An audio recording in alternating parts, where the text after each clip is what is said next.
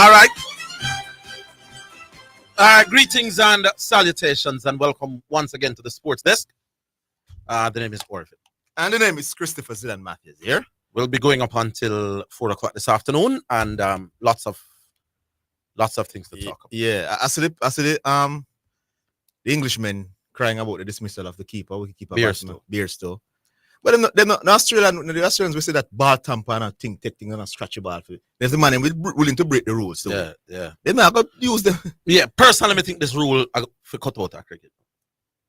I not say why should a batsman be given out like that? No. I know it's the rule. Yeah. So when I argue the rule, I'm saying I can understand a batsman getting stumped in the process of playing a shot. You leave your base and yes. When I said the ball go through to the keeper, the man literally scratch him crease as if to say me there, you know. Yeah. And walk out. He's not attempting a run. Him not seek to gain no advantage. Me not think ultimately cricket. Yeah, they must move away from that. I agree with you 100%. That's come out. Yeah, 100%. Me not say you get out, man. The ball in the keeper hand. Yeah. The man scratch him thing and I walk out for go talk to the other man. Granted, England not in the position for going like them is no more paragon of virtue than anybody else. Especially them coach who would get stump man. But they don't like the word stump. But him never attempt a run, so you can't call it wrong. Yeah. But personally, I think that kind of dismissal should be allowed. Mm-hmm. You know, the thing for past that now. Yeah. Pretty good knock from the captain, but not enough. Outstanding. You don't want to think that if Beerstow could stay there for an hour or so with him, might have made a difference. Yeah. You never know. The Englishman might have taken it home. So great test match. Yeah. Guess who was man of the match again? Steve Smith. Yeah. If them did give it to Stokes, I couldn't bad. But Stokes' effort was in a losing cause. What else is there? Reggae Boys, swamping St. Kitts and Nevis. Somebody did say 7. I mean, it's a 7, man. Yeah, and I remember saying no, they're not going to get 7. But I didn't know they would have rotated the squad and play the best team still. So to be fair to me. To the best team. Yeah, they did not play a few, But you say stop the group. But the concern, who we going to play now? We're not sure. But Canada, a lot of concerns going in was that we want to avoid Canada. Yeah. But Canada don't look like they're going to top the group. Because Canada right now is there in 3rd place. And Guadeloupe will play Guatemala. Canada will play Cuba. Everybody has beaten Cuba, I think. So I think Canada might likely beat Cuba and go to 5 points. So if there's a winner in the Guatemala-Guadeloupe game, then one of those teams will top that group and not Canada. So if there's a way, what if them draw? It come down to goal difference. So it depends on what Canada does with Cuba. Because all 3 teams will now be on 5 points. When are those games? Tomorrow. Okay. So I will be watching the Guatemala-Guadeloupe game keenly tomorrow. Me like how we play, even though clearly St. Kitts never offered a lot. And Trinidad never offered a lot before. But Jamaicans are not usually a very high scoring team. Not at all. No matter who we get. Customers. We squeeze some little 2 or 3. The fact that in 2 straight games we score 4 or more goals is a blessing for me. Yes, even though the oppositions weren't the greatest. I'm looking forward to the knockout round. I'm telling you. Yeah. All right, so we take the first one then. Boy, people, the T10 tour. You see, a lot of the man them we have discussed cricket, and every day, every weekend, every day them company really and tell me so them follow cricket and them watch cricket. People, me not just talk cricket, I live that thing, So for the last 2 weekends, I've been at Savannah Park for the local T10. It's something where enough come turn out to come watch. I think Sunday coming is the final at Savannah Park. See the best cricketers them in Jamaica and see how they go about T10 cricket. You always attack cricket and so you know it and you love it and I at Savannah Park come and I see. And if it was a test match, I not see most of the night. All right, we'll take the first one. Hello. Good afternoon, Alric. Hey, good afternoon, Orville and Zidane. Hi, Alric. Yeah, man. So, I want to start with the cricket, There was an excellent knock by Captain Ben Stokes, the captain. Yeah, man. But I disagree fundamentally with you two guys on the Beerstow dismissal. Mm-hmm. Beerstow made a schoolboy error. No, man, we agree that he's out, Yeah, we're not saying they did anything. I'm saying that the law, the umpire had to give him out based on the law. I'm just saying that such a law must not exist. Should not exist. Nothing wrong with the law. Nothing wrong with the law. What happened The ball goes to the keeper, and in one action, the man threw the ball to the because Beerstow was doing this quite a lot, About 3 to 4 times do it, you know. So Walk what? Walk. I think a batsman, you see, stump must go to the credit of the bowler, you know. You know that when you're out, stump. Yeah, Is the bowlers get the credit? Yeah. Tell me in what way now did the bowler forget credit for how Beerstow out while ago? Because initially it was run out, you know, but they can't run out because he never attempt. So that's what I'm saying. If I bowl a ball and in an attempt to try hit the ball, you get dragged out of your crease or you overbalance and tilt and the keeper stump you. I, the bowler, can say it is the skill of me why you run past my ball, you know. Yes. So you out stump. But that wicket. No, me not talk spirit. I'm saying that wicket will go to the bowler's credit. And that wicket cannot go to the bowler's credit. That is a full rule. Yes, it is. No, I understand in that regard. You get to me at the Yes, I am. Yeah, I understand the point there. But I'm saying it is as you agree, it's a legitimate dismissal. And I don't see what England is complaining about. Because it is the hypocrisy of the thing I'm not like either, you know. Yeah. Because when Beerstow was keeping, him tried the very same thing against Warner, you know. But the only thing he missed. Yes. And he has been doing this. Warner was running or Warner was going down to I know the details, but I know him try with the man and miss. But a schoolboy error that, and furthermore, the ball was not dead, Orville. So that's the thing, you know. The ball not dead. I am saying, my boss, that wicket will go to the credit of the bowler. Well, and that is rubbish, my boss. Yes. It's a rubbish rule, already. Nothing wrong with the rule, boss. Nothing wrong with the rule. So you, let's say 10 men out away there. And a man get 10 wickets in the game. You don't have to go give the bowler man of the match, you know? Me not care. You know, so that have straight foolishness. No, I me not care. The game is being played in the right way. The man follow the rule. Do you think that the rule that a batsman should be out stumped when he's not trying to hit the ball and the bowler can't say, boy? There's a technicality in the rule because in terms of how that rule is applied, it's just a technicality. The stump intention purposes was run out. When stump, that's what I say. But the man run out is when me attempt to run. It's a fool way the man out, big man. The man give him wicket ball. Me agree. Say him should have known better, you know, especially against them Australian. Furthermore, as I said, the ball not dead because the man collect the ball, the man throw the ball to the stump and effect the dismissal. Umpire never call over. So him can't just walk out and crease. That's an elementary mistake he make. You see all the things the umpire no call over. I have seen. No. I would have seen and watched enough cricket to know that many times the umpire don't call over. Umpire just walk. When the over done. Normally, when the umpire, if no call over, him generally move away from the wicket and go to square leg. So you can know that they know that the ball is dead in that instant. But I'm saying what determines if the ball is dead or not? When the ball dead? Yeah. So based on the law, you know, based on the law, and I think it is law 20. Yeah. I just try and bring it up law 20 as it relates to this dismissal. I know the ball dead when the umpire call over. That is one instance. Me not talk about the umpire. Yeah. Me thought during this happened at the end of the over. Law 20.1.2 says the ball shall be considered to be dead when it is clear to the bowler's end umpire that the fielding side and both batters at the wicket have ceased to regard it as in play. And clearly, the ball was still in play because the ball just went at the man and the man rolled the ball. It's not like the man wait, you know, till the man walk out, you know, as the man collect the ball. Technically, Beerstow think it dead, but the keeper not think it dead. Beerstow make a mistake. So technically in dead. But me leave alone at one ball. The ball not I duck the man, hey, and what burn me about the dismissal. The man, after the man duck and it go through the keeper, the man like scratch for say, all right, me in my base boss, I'm a walk away. And then you throw the ball for the stump, and the man out stump. No, man, that should know. While him do that, the ball was on it. Yes, while him goes and scratch and walk out, the ball was on its way. And the bowler gets the credit. And that may I say to you, and that the part of the rule must make everybody say that it's a full rule. Because stump goes to the bowler. The bowler now have nothing to do with that wicket, them boss. And if the bowler cannot get credit for taking the wicket, then it can't be stumped. Me agree. And it shouldn't be run out. Because the man now try run. So it's a joke rule. How them classify the dismissal? Them have to start that out, but I'm saying nothing wrong with the rule.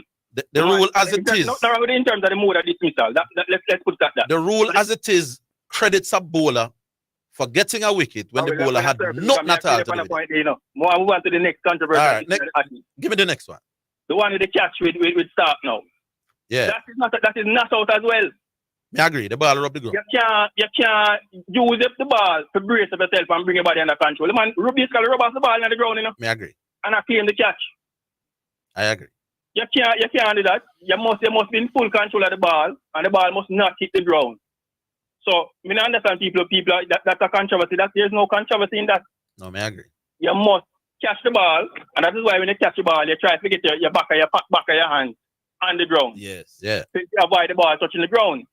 So, I understand people. You have to look at how the game is played. You can't, and the rule for making a catch, law 33.3, so the act of making a catch shall start from the time when the ball first comes into contact with a fielder's person and shall end when a fielder obtains complete control about the ball and his or her own movement. And that was clearly not the case with Stark. He wasn't fully in control of the ball. He wasn't fully in control of the ball. He was actually sliding and he might use the ball. The whole of the ball rub off on the ground. I not say how that was controversial. So that's the controversy in that one. But there's something else I want to talk about another game. Yeah. For all of the people out the way. Come for me every day. Would we all agree that the average tail-end batsman nowadays is better equipped to deal with short, fast bowling than 20, 30 years ago? That goes without saying. I watch cricket to see that. They are generally better batsmen. The tail-enders are generally better batsmen than in the past. So if tail-enders generally are better batsmen than tail-enders before, and them not really practice as hard, then why is it that we can't assume that batters now are as good or better than batsmen 20, 30 years ago? But the thing, but if you watch cricket playing in that time, in a modern time, you realize that the batsmanship is generally better nowadays. I would want to think so. And the bowling is basically on par. I don't think that cricket, batting and bowling is any worse now than it used to be. The game has evolved. Everything has improved. Batting, bowling, fielding, everything has improved. May I agree, my boss? So I understand people who want to use that argument about weak era. The thing nowadays is much better than back then. I don't really think they're saying the weak. Well, somebody's saying that. So me since Jimmy and this and the man might take a barrage of bumper. And me know say certainly remember some Michael Rowling a bowl to India, Sabina Park and India, and them say, listen, me know what me done here, sir. We can't bat them kind of bowling there. But here what we do now. We rate Michael Rowling in Jamaica, you know. They nearly lynch me in half a 3 square when we talk about Nikita Milano. Nobody talks about weak era when we are talking about Michael Rowling, you know. Diego and him friend them, you know. I call your name, you know, Diego. When we talk about Michael Rowling, nobody did tell us Michael Rowling in a ball to some man where as soon as the ball shot, then gone in, you know. Batsmen nowadays are far more equipped for bat fast bowling than Michael Rowling them time. But we never say Michael Rowling era weak. We just rate him. Some say the best ever. We're not talking about weak era. Me can guarantee you that the batsmen in modern day cricket would be better equipped to bat Michael Rowling than the man Michael Rowling a bowl. Generally speaking, the batsmen are better now. So me no want a man come tell about no weak era and weak this and weak that. Me know it's a run scoring harder in terms of what on the field. The feeling is to scratch runs now, as far as the fielding is concerned, harder than 20 years ago. Nobody can tell me no. Catch is better. You see the catch with Stark take. All who want to catch. The average fast bowler in 25, 30 years ago, they don't take that. Man, I dive, man, I do all them things there. What to them, man. Anyway, Alric. Big up. I will take a break. All right, we're coming.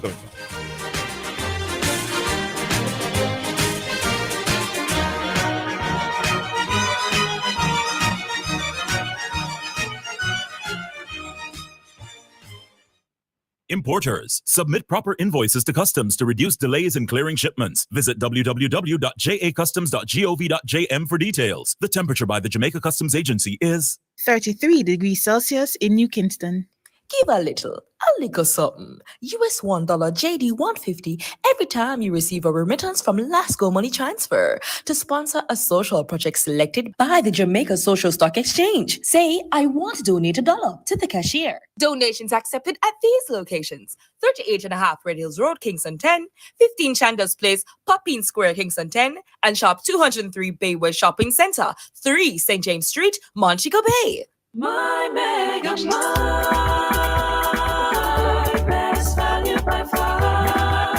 With so much to do in one location, make Mega Mart your one-stop shop. Pick up your groceries and houseware needs, grab a bite and pay some bills, fill your prescriptions and see the beauty products in our pharmacy, all in one amazing location. My Mega Mart, the best value by far. My Mega Mart,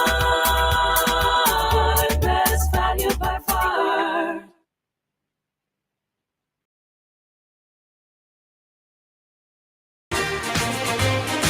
You're listening to Jamaica's first and #1 daytime sports calling show, The Sports Desk.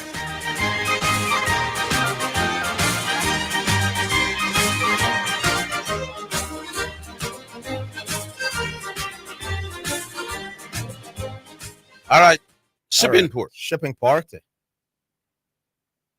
Hello? Let's say love. Wagwan, shipping port. Yeah, man, I think Alrica come talk about West Indies, man. Alrica, you run Ghana still a bit. Big up yourself, Alrica. I'm not taking on the idea to the club. Too bad to talk about. But we are stick over Game Balance Park. This weekend, last weekend was the running of the second jewel of the Triple Crown. That was the St. Ledger, which normally used to be the last leg, but now they're still running around the Derby last. So the St. Ledger was run over the weekend. And again, for the second year running, Dane Dawkins rode the big overwhelming favorite and lost. Last year he did it on Atomica. This year he was on Mojito. And to be fair to Mojito, I think the jockey, poor jockey ship, because Mojito was locked to the rail and the jockey did nothing. So poor ride by the jockey. But Mojito, as a big, he will be back. And I was expecting 207 from Mojito, and nobody can call the program and say, yeah, Talita win and we win the race. Nobody expected that win from Talita. None. I mean, someone attack, a jump up at that. Nobody had Mojito losing that race. And 2 minutes, 11 seconds, pedestrian, and we could have run past them and win the race. But I was looking for Mojito to win that race in 207 based on the ability of Mojito. Mm-hmm. But with this thing, Brethren, Dane Dawkins Dane Dawkins rode Talita in the 1,000 guineas. Talita was the favorite. And he rode Talita, which was an expected win. And Mama Mia from the same stable, big up Carl's manufacturer. My Brethren tell me from foreign, anytime you buy not a supermarket, buy Carl's cars. The man they support. The winner is the Carl's people among the winner. Yeah, man, I am win the race, man. Carlton Watson. Okay. Yeah, and he won with it. Mama Mia is another Astafis that won the 1,000 guineas. So he win 2 legs with 2 different horses. What was the purse? What you win for them big? The purse? Yeah. I don't remember the purse, What big money? Couple million. I think how much it was. Somebody will call and tell you. They have only for racing man pan the thing. They call and tell you the purse. But the purse is sheer down the lines and the whole person getting. When you have a top ass, how much money you can make a year? A year? It all depends on how you run the ass, man. Remember the Mute mile of 14.8 million, Oh. But you get a big purse, you get a big chop out, right? So if you can win the Mute mile plus a couple grade 1 race, most of the grade 1 race are 1.9 million for most of the grade 1 race. In them bracket there, 1.8 million. But it's more lucrative when you're in the Trinidad and them place, they make more money. So when they have rich people, some of them send them out. Because Trinidad, that's one of them have the Trinidad and Barbados connection. Because the pay is bigger out them signed. Yeah. But on the racing thing again, Bridging, my Bridging a reason what thing I'm telling him I must say, Trevor, he must say, Winston Griffiths have done this. I'm telling him Winston Griffiths never done this before. So maybe somebody can call and chime in on it. Charlie Ozzy riding in the classics. Charlie Ozzy won 1,000 guineas for Wayne DaCosta and won the 2,000 guineas, which is the male and female version of the first leg of the classic. Charlie Ozzy did this, so Wayne won the 1,000 for Wayne. I think it was 119 and won the 2,000 for Richie Azan. The very next year he did the same thing, the 1,000 for Wayne, the 2,000. The 2 horses he won for Azan was Rampage and Coltrane. I think 119 for Wayne. I don't remember the next horse. The only jockey fair for doing it, a man tell Mr. Fana Griffiths, Fana never do it better. One man can call and jump in on it. Charlie Ozzy won the 1,000 guineas to Wayne Costa, won the 2,000 for Richard Zidane. The very next year he came back and did the same thing. Wayne Costa 100, 2,000 for Richard Zidane. Someone can jump in. Fana never do it. No, I think he's the only jockey to ever have done this. Like a football before me run. Yeah. Because I kind of upset in some cases. In another side, I kind of happy. Racing, I was expecting racing run with the lead in the thing and top the standing in the tier 2, and I was expecting to see racing put a Portmore team in the Premier League. But Portmore has been languishing out of the desert since Nagoed get knocked out of Premier. We need a Premier League team, Portmore, and I was expecting racing to join the likes of them team, that the Independence City them before the Nagoed, I think, and Wanderers. I think of them 3 teams that will bring to the Premier League. And in a St. Catherine, we're not in a Premier League team in a St. Catherine. No, we need racing. I was expecting. Portmore United is located where? What them name? Portmore United. Where are they located? Portmore who? Portmore United. I'm sure a thing with that. Why I can't accept them? Listen, why I can't accept them. Yes. When they relegated from the league about a couple of years back, they went and played the Clarendon League to come back up. They never played the St. Catherine League. So them just use the brand. Oh, a Clarendon then go play a Clarendon League, them go play and qualify and come back up. They never play in the St. Catherine League. So they're just using the brand. Yeah, man, ask anybody we call the program. When they did get relegated, yeah, man, get in a couple of years. Clarendon League them play. Then you go play back and come back. So your name is, we don't understand. Okay. The Portmore name is a brand, brethren. That's them name. All right, cool, my boss. All right, leave it. Racing we're expecting. I want to know racing the years racing there, but I think I don't know Gregor Park then come from. Racing them used to have them junior program, the senior program. Who's the coach again? Your name? My boy, the man Anthony Patrick. Yeah, Anthony Patrick. Yeah. There was favorites going in. Know the history, but from where you to know about racing I play in the under-15 league. All right, Chipping Post. We're going to leave it there. Big up. Yeah, man, big up on yourself. Here's something I want to say, people. I'm looking at unless there's an upgraded version to the stump dismissal. One of the conditions under which the cricket ball is dead is 23A for people who might want. One of the conditions for a dead ball is the ball finally settling in the hands of the keeper.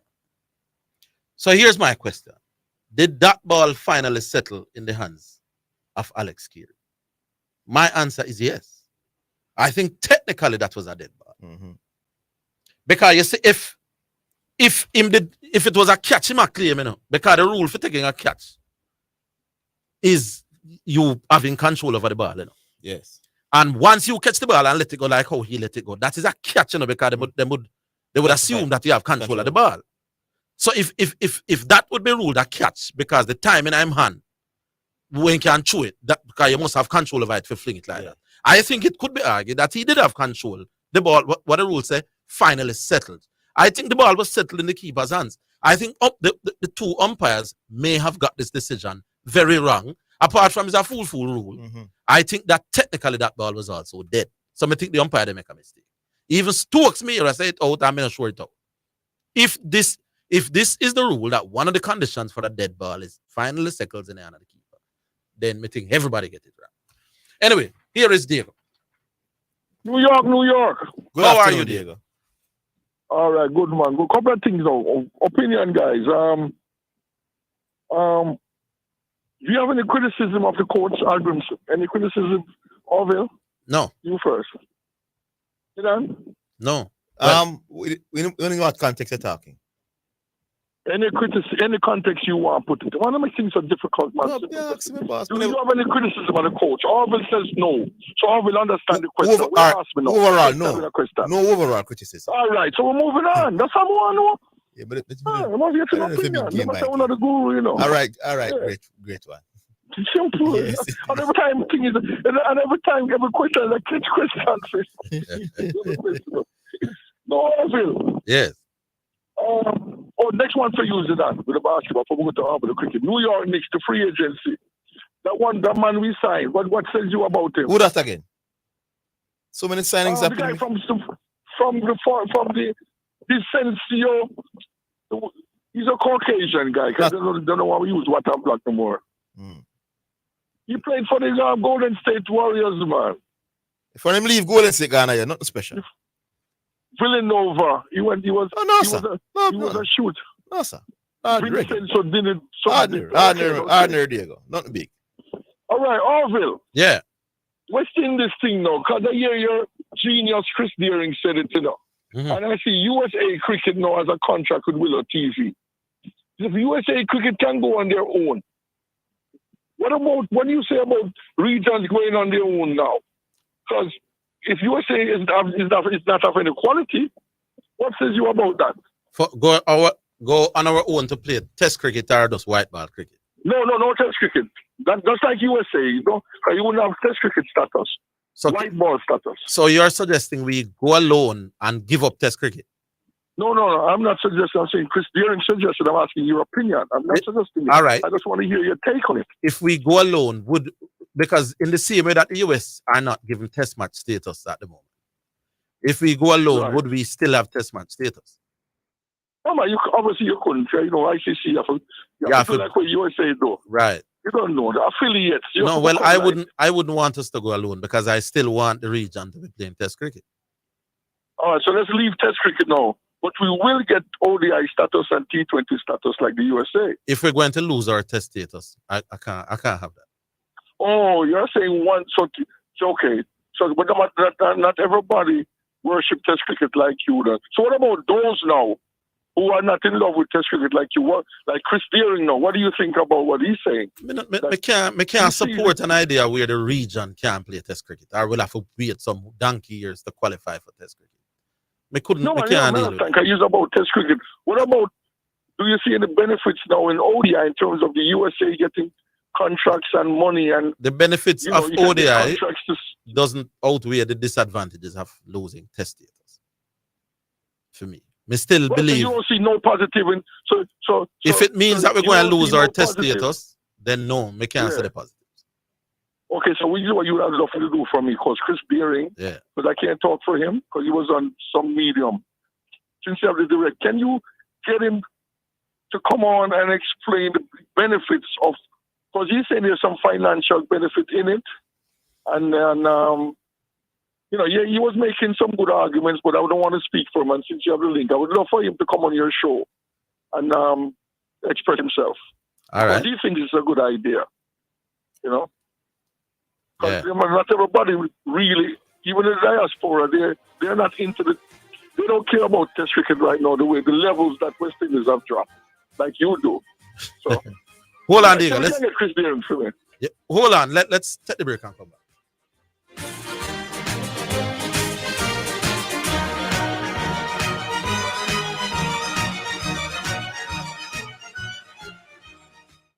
Your home is your castle.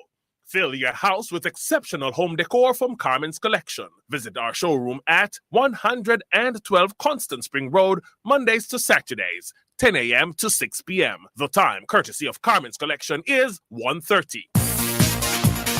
It's now time for Sports in a Minute. It's sponsored by Dangerous Auto Spares and Accessories Limited, Edgechem, Any Bet, and Milestone Restaurant Bar and Grill.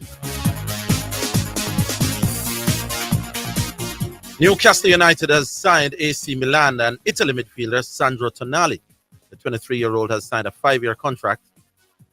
Oh, Lord. The 23-year-old has signed a 5-year contract, becoming Eddie Howe's first signing of the summer as his side prepares for Champions League football. The reported £55 million fee would make him the most expensive Italian footballer of all time. That is Sports in a Minute. Sports in a Minute was sponsored by Dangerous Auto Spares and Accessories Limited at 20 Balmoral Avenue, Kingston 10. Call 876-929-9146 and in Maypen. Edgechem, changing lives 1 gallon at a time. Any Bet, your best bet, reminds you to bet responsibly. At Milestone Restaurant Bar and Grill, celebrate good food, celebrate good vibes.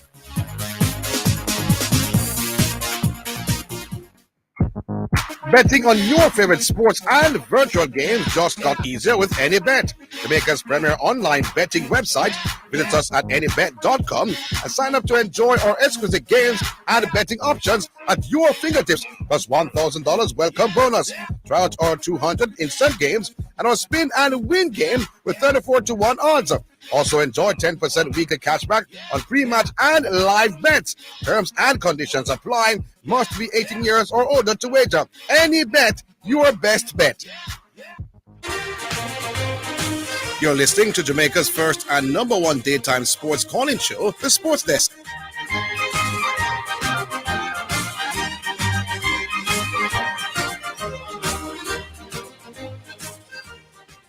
All right, Diego, we're back with you. Hello? Oh, Diego gone? Seems so. Oh, that was it. All right. Okay. Ricky? Hello? All right, we're trying to get to another line then. Hello? Orville. Yeah, Mr. P. Zidane. Yes, sir, P. Shipping port talk about the purse. The compete purse is $4.5 million. The winner is $2,430,000. Oh, so the winning owner goes on with that amount out of the Yeah. $2,430,000. Okay. But anyhow, him talk about the Morita, right? Let me tell you something. A shipping port said the same thing like me. We have some champion Jackie, what we say champion Dawkins. No, Morita draw number 1. And I asked him, Princess Sherrod draw number 4, right? In the 2 speed, everything about the think about limitation of that because at the first and the 3-year-old I got 2 first, mile and quarter. No, you have Mama Mia and Princess Sherrod at the lead. And the man, the champion Jackie, have the ass behind Princess Sherrod, low straight by the rail. He wouldn't even come off and make it a 3-sum. He run the first 6 furlong by the rail and he can't pass the ass. That apprentice Jackie ship that. Take the ass outside and make the ass run. Him have the ass with 6 furlong behind the 2 leader. By the rail, can't pass them. All right, well. But anyhow, let me ask you something. Steve Smith is immortal? Yeah. Okay, because you said something Saturday, and Friday, and I wanted to find out because you say after the suspension they make 140 and the next innings 100 and something. Yeah. So I never remember, right? Yeah. But then since you said that is immortal, let me ask you something, Gabriel. If you as a coach coaching a school team, would you use the Vivian, Chris Gale method or Kalupa and Ganga method? It's not easy to coach to bat like Viv. So if you're talking purely about the basic tenets, yeah, I wouldn't advise a young boy to bat like okay, like you would Steve use the Kalupa method. He would be more orthodox, and therefore you'd coach the more orthodox things. Thank you, sir. As a cricket guru, learning from me. Cool. Oh.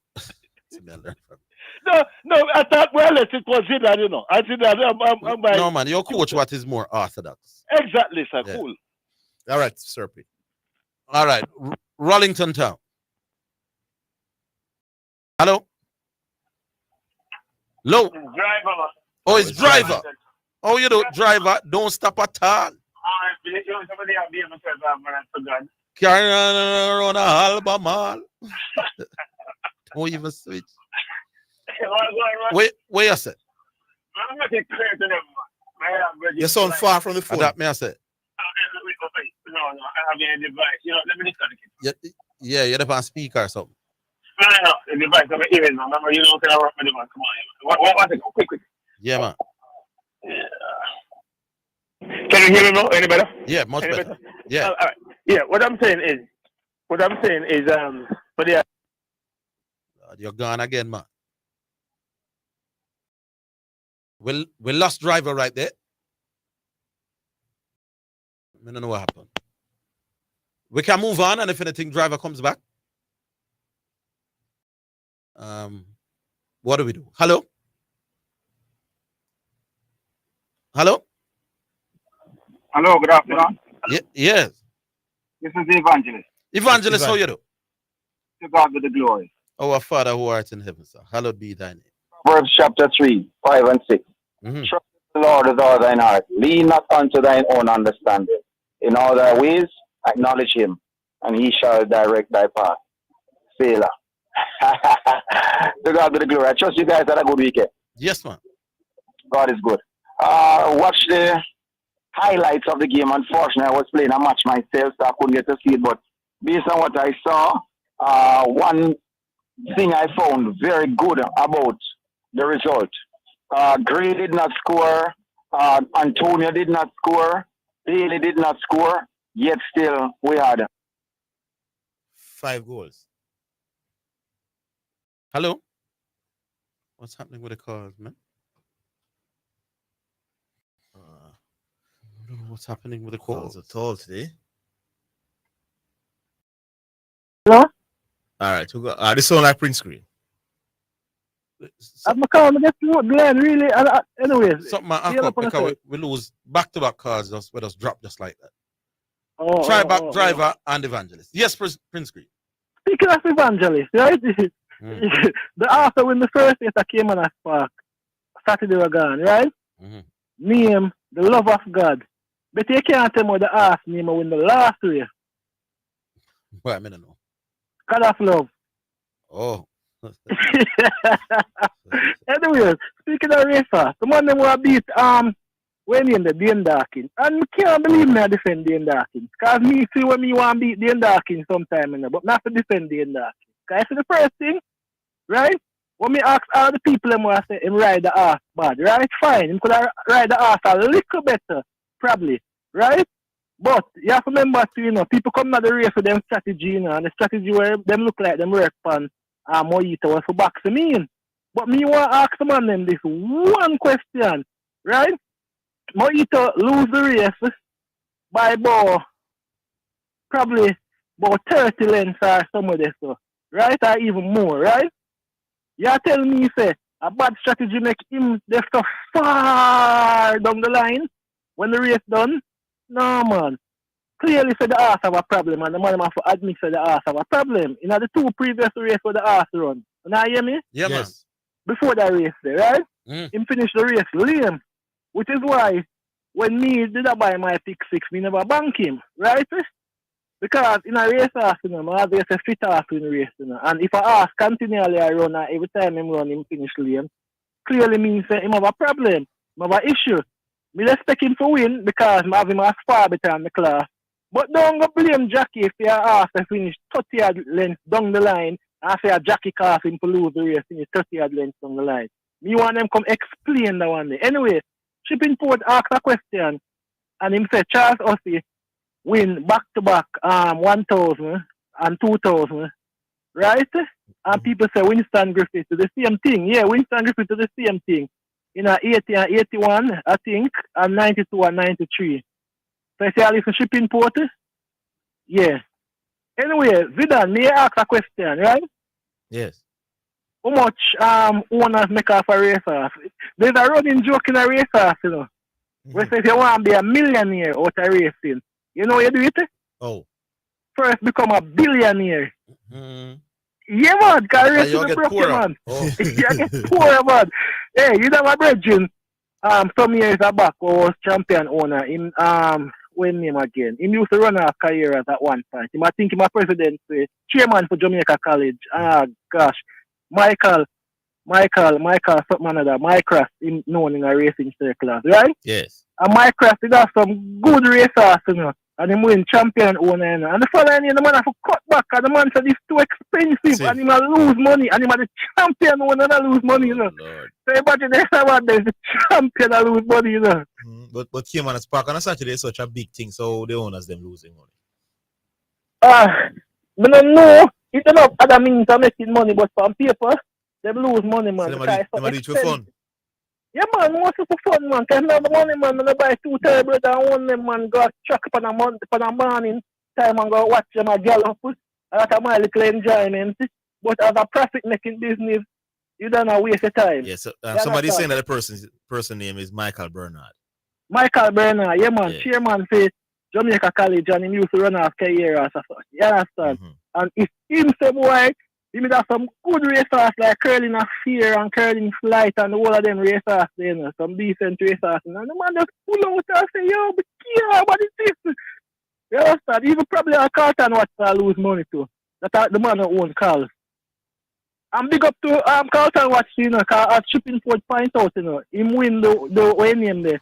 The 1,000 with Mamma Mia and come win the Saint Legend now with Talita. And look how we name the start, Dane Dawkins, where I say I shouldn't have defend him, right?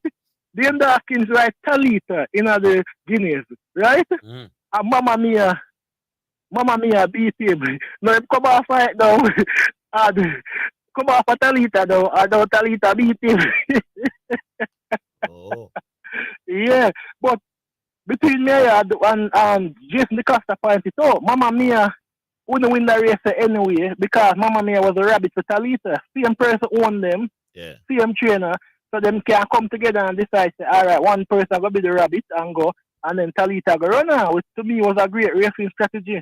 You understand? Many people talk about all the time, you know, the 211 after the time pass. Yeah, the time might pass, yes, but now watch that. You understand?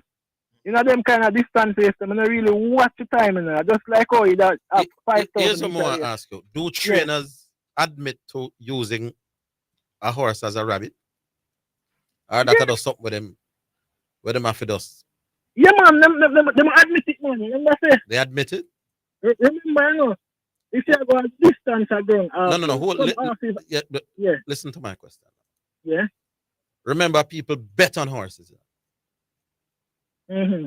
Now, I am betting on a horse with the presupposed notion that this horse is trying to win. Mm-hmm. Rabbits don't try to win. Rabbits are there to set the pace generally. I want to tell you. Is it fair to me to buy a horse that the trainer never intended to win, but just to set a pace for some of the horse with? You sure that legal? Me not say not done enough, but you sure a trainer can admit to that? One get a joke. Some years ago, a trainer sent an ass as a rabbit in our race, right? And the ass beat everybody same way and win the race at long odds. I not tell you how sharp, you know, them send it as a rabbit, you know, and the ass was at low speed. Yeah. They expect it to come back to the field, and the ball beat everybody. The connection them bet on the other ass for them. No man, fine. So the horse win. The problem is not when the horse win. The problem is with a trainer saying, I have two horses in a race. Mm-hmm. I sent out horse A not to win, but to be a rabbit. And horse B really was the one where me did line up for win. Can that be a legal statement? I really think that the only way them that admit it, right, is if it's obvious that the horse have a stamina limitation, and you'd really be a madman to bet on the horse that go a long distance. You understand? Because you have only for horses in the game, you know them horses can't manage a 10 for a long journey or a 12 for a long journey. So if you see me in a race, you can put 2 and 2 together and know say it's a rabbit. If you choose to go bet on the horse now, knowing say in a yearbook you see every time the horse they come 7 or 8 furlong in week, then that's a year business. May I be honest, the game not fair, you know. But if you have a book where you can look upon it, you can see say the horse they have stamina limitation. I'm not talking about Mamma Mia case, you know, because you can't really look and see say Mamma Mia stamina limitation. Probably another man who know the racing more than me that say, boy, our breeding not allow her to go to distance. That's where I come from. I hear you. Yeah, man. Anyway, the man them big up themselves. Big up Prince. Yeah, man. Yeah, right man. On cue. Right on the break. We're coming back in just a while.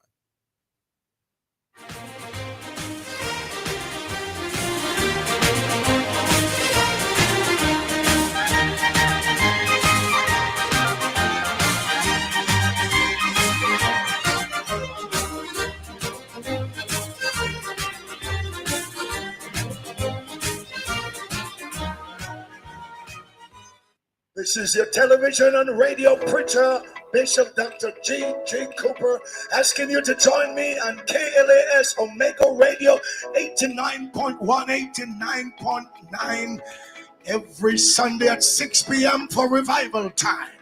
Enjoy 60 minutes of old-fashioned, Holy Ghost anointed, yoke-destroying, burden-removing praise celebration.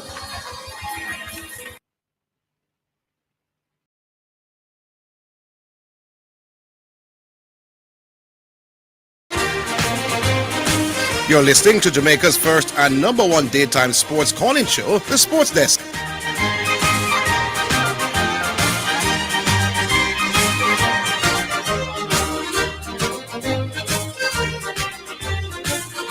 All right, welcome back. We'll go back to the phone lines. Hello? Hello? Yes, good afternoon. Afternoon, Orville. Hey, Zidane, what's up? Not bad. Who this again? That man here, Ricky, man. He might listen a long time. Oh, Ricky. Ricky, yes. All right. Earlier, Orville, me here, you say, boy, the batsmen of today can play them fast bowling better than No. I said the tail enders. Oh.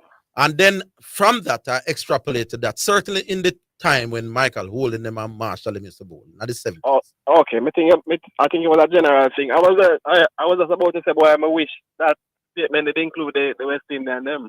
No, man, but wouldn't you agree that batsmen nowadays are better equipped to deal with short ball than in the 70s and 80s?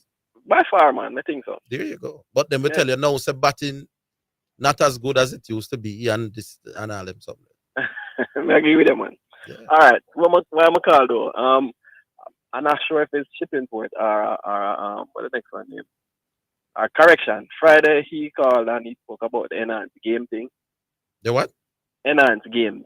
Oh yeah, with the Australian man. It's correction. Yeah, it was correction. Correction, yeah, man. Hey, this thing again traction, you know, Orville. So I called on Friday to start to add some little things. But I didn't get through. So this thing only include track and field, you know. Boxing, weightlifting, bag of things. All right, the people that are plan to have this game thing in December 2024 now. Plans far advanced now.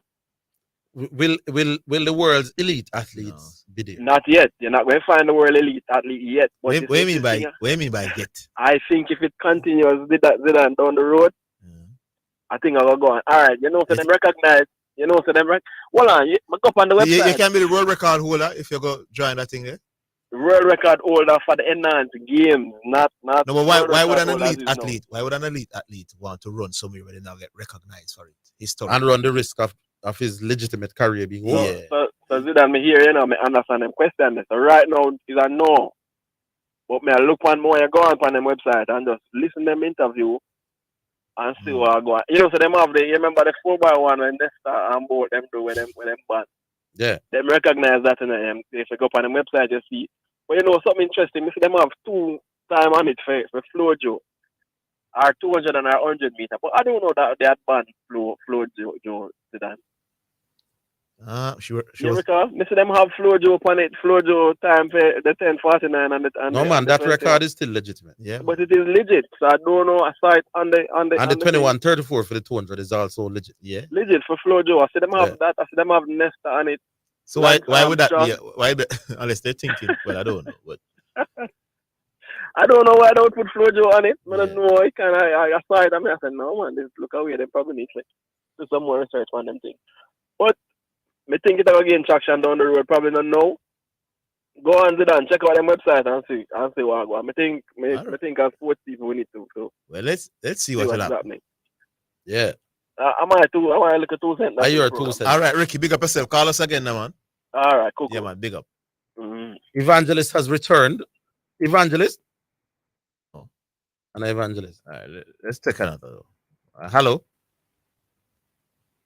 Hello? Hello? Yeah. Rollington? Oh, well, what's up? Boy, I'm there, Rollington. Well, I've been trying to get you from last week, brethren, but some problems with this line. I don't know. You know, I was in your place yesterday, boy. I'm gonna see it. Eh? Oh, what part? One place in Kensington Park. Oh, down at Kensington. How come you not did it? No, I couldn't make it, you know. I down there the T10 I got the whole of this week, you know. Yes, sir, I understand. And I think they come back to Savannah Park this weekend for the final. Incidentally, I heard Diego was saying something a while ago about going to Talon. Yeah, with the shorter version of the game. Yeah, he was saying that Chris Herring was suggesting the whole idea of going to Talon and all that. What kind of foundation? So who would Jamaica play against, for example? Because if you're collectively picking the best players from the region and them struggling so bad, you can imagine Jamaica alone. Or Trinidad alone. But the whole thing seems as if it's trying to pressure the test, trying to pressure out the test cricket. Because if we go it alone, then we would struggle to get test status. Exactly. I mean, is this something designed to pressure the ICC into recognizing the fact that the minnows, the poorer nations, might not benefit from the tests going on now as they should? Would it be organized in that term? Me not think when people are saying. I want to know. His argument sounds very interesting, but I didn't get to hear it because it cut off. Yeah. You know, a long time people have been saying we must go it alone. I suggest that. Remember our brother Lucius White used to I remember years ago on the program here, the argument was big. Go it alone. Yeah, man. Go it alone. But going it alone, if we drop out of the test arena, there are certain benefits that you get when you can organize a test series in your version in your part of the world. Well, I don't know how the money share up, but most people agree that the money is disproportionately given to the big three and the small countries that are making up for the pie. Exactly. And remember that, you know, Dave Cameron had tried to put himself in a position where he could actually be a part of the board and negotiate for the minnows. But then, if that is what they're trying to do, well, I don't know. I guess Diego will come with some more arguments so that can. He says it was a Chris Derring argument. Yeah, it's not his argument, you know. He basically wants us to get in touch with Derring Derring. used to say we need to go it alone based on certain other scenarios, but no thing different. I mean, you know, I love here to the foundation to know where to. You know, you would put your strength. Yeah. If you mean that no test cricket in the region, I would have to spend a little time before making a World Cup. Because Jamaica alone, if West Indies no struggle to make 2 white ball World Cups. Exactly. But Jamaica by themselves or Trinidad by themselves, it's gonna even be worse. So me not support that. No, not at all. He not grab. No, he not grab me. I really couldn't support it based on what I'm hearing. But what I'm saying, because every island now is struggling to develop quality cricket, high quality cricketers. You know. I'd love to hear more about it. Yeah. You know, because you can never tell. Because there is this cry going around that the big three manipulate the situation and all that kind of thing. You know, but we can't jump to conclusion because of those talk. We want to hear more about things and hear where we must put our strength. All right. You know what I mean? Orville, the boxing look like it's going to be entertaining this year. The one down at the local boxing? Yeah, the Olympic way. Yeah. Oh. Come on, I write down some names here that we're going to pay attention to. Barnaby, Breezy Richards, Iron Man, Aaron, and all them kind of names. Iron Man won his fight Saturday? Eh? Iron Man different from Iron Dog? Oh, is who fight? Iron Dog out of this. Is who fight Saturday? Iron Man Heron, I think his name. He won? Yes, man. Oh, he won. Yeah. Was him? Well, I mean, you know, they're new to this thing, so you wouldn't really get the best out of them as yet. All right. But the fact of the matter looks is, like it will be exciting. We'll leave it here to Rollington. Yes, because it was entertaining the other night. Yeah, man. We'll leave it Rollington, we'll talk again, man. All right, my boss. Yeah, man. Big up. Good. All right. Here is G-Star. Afternoon, gentlemen. Good afternoon. How are you, G-Star? I'm good. All right, right away, no delay. Right? All right, so what I'm contesting, right, is that Brian Lara's 400 is a better batting performance than the 153 versus Australia. Right? Okay. No, I did some. I ain't a cricket man, but you don't know. I did some examining. Speak up, G-Star. All right, I said I'm not a cricket person, but I examined the scorecard. Yes. All right? And let me just say this first. When Will Chamberlain scored 100 points, that was the best scoring performance we've seen in the NBA, right? When Kobe scored 81, that was the second best. Just G-Star. Come on, man. Hold on, man. G-Star, you're brighter than this. G-Star, you're brighter than this. All right, so hold on now. Let me get back to the cricket now. So you see, examining the 400, what was eye-popping to me was that he had 43 fours. And 43 fours sounds like a masterpiece. But he only had 4 sixes, right? I would have thought with a 400 output, he would have had more sixes. So check this now. man, That so like I 43 don't cricket there. Hold on, no, that 43 fours, that's the 6th highest total for fours in a test cricket game all time, right? And now getting back to the sixes, only 4 sixes, but when I examine it, that's like the 15th highest all time. So I didn't know that they don't really hit, people don't really hit sixes that often, right? No man, people do, man. No man, I think the highest is like 15. People hit more six now. Brian wasn't really a six hitter like some of them, man. But six a lick, man. Now, how many sixes you say he had in the inning? Chris Gayle had 9 in his three whatever. He had about 9. But when I'm looking at the all-time list, For most sixes hit by a batsman in an inning. In one inning. What's the record? it's about 15. And Lara had how many in the 400? 4. Oh. All right. And what you extrapolate from that?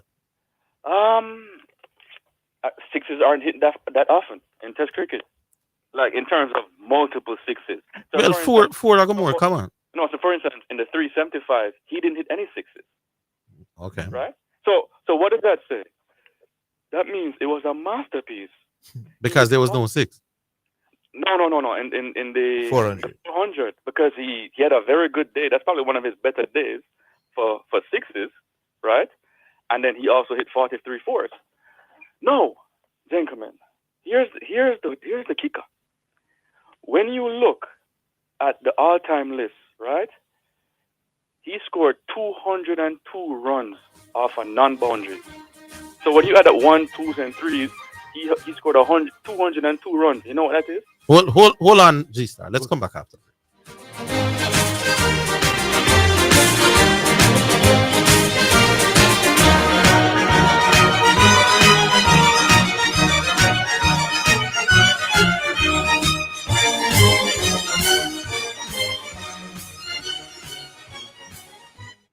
Get customized aluminum windows and doors at Hepburn's Glass Supplies, 13 Chisholm Avenue, Kingston 13. 10 years of experience guarantees satisfaction. Call or WhatsApp 876-773-4799. The time, courtesy of Hepburn's Glass Supplies, is 2 p.m. Health Alert is sponsored by the National Health Fund. NHF is here for health. NHF is here for you. Protection measures for persons who are in or have recently visited areas where COVID-19 is spreading. Stay at home if you begin to feel unwell, even with mild symptoms such as headache and slight runny nose until you recover.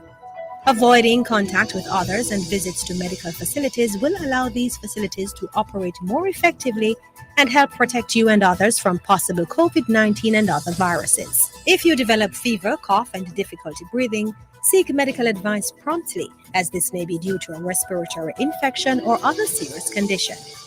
Call in advance and tell your provider of any recent travel or contact with travelers. Why? Calling in advance will allow your healthcare provider to quickly direct you to the right health facility. This will also help to prevent possible spread of COVID-19 and other viruses.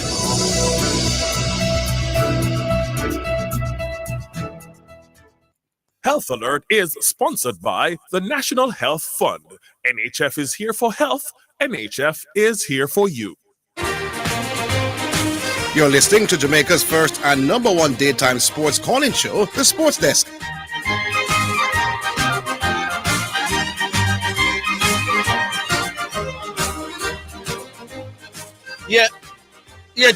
G-Star. All right. So you asked Zidane. You asked what's the most sixes in a cricket game.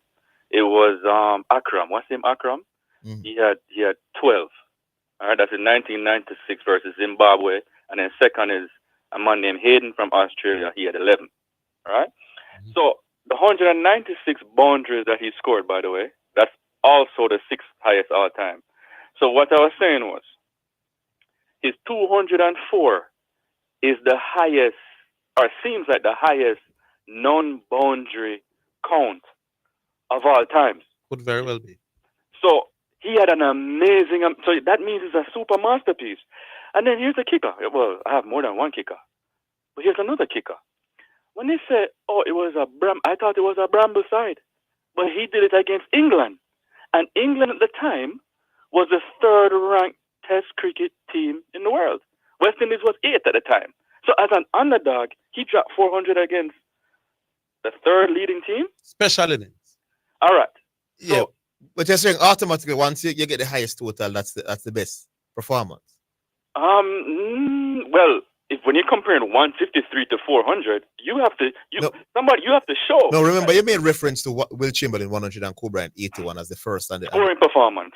But you can't argue the things at G-Star. No, but it's not close. 153 is not close to 400, right? It's not close. You know that a 40-point game can be better than Kobe 81, 82 points.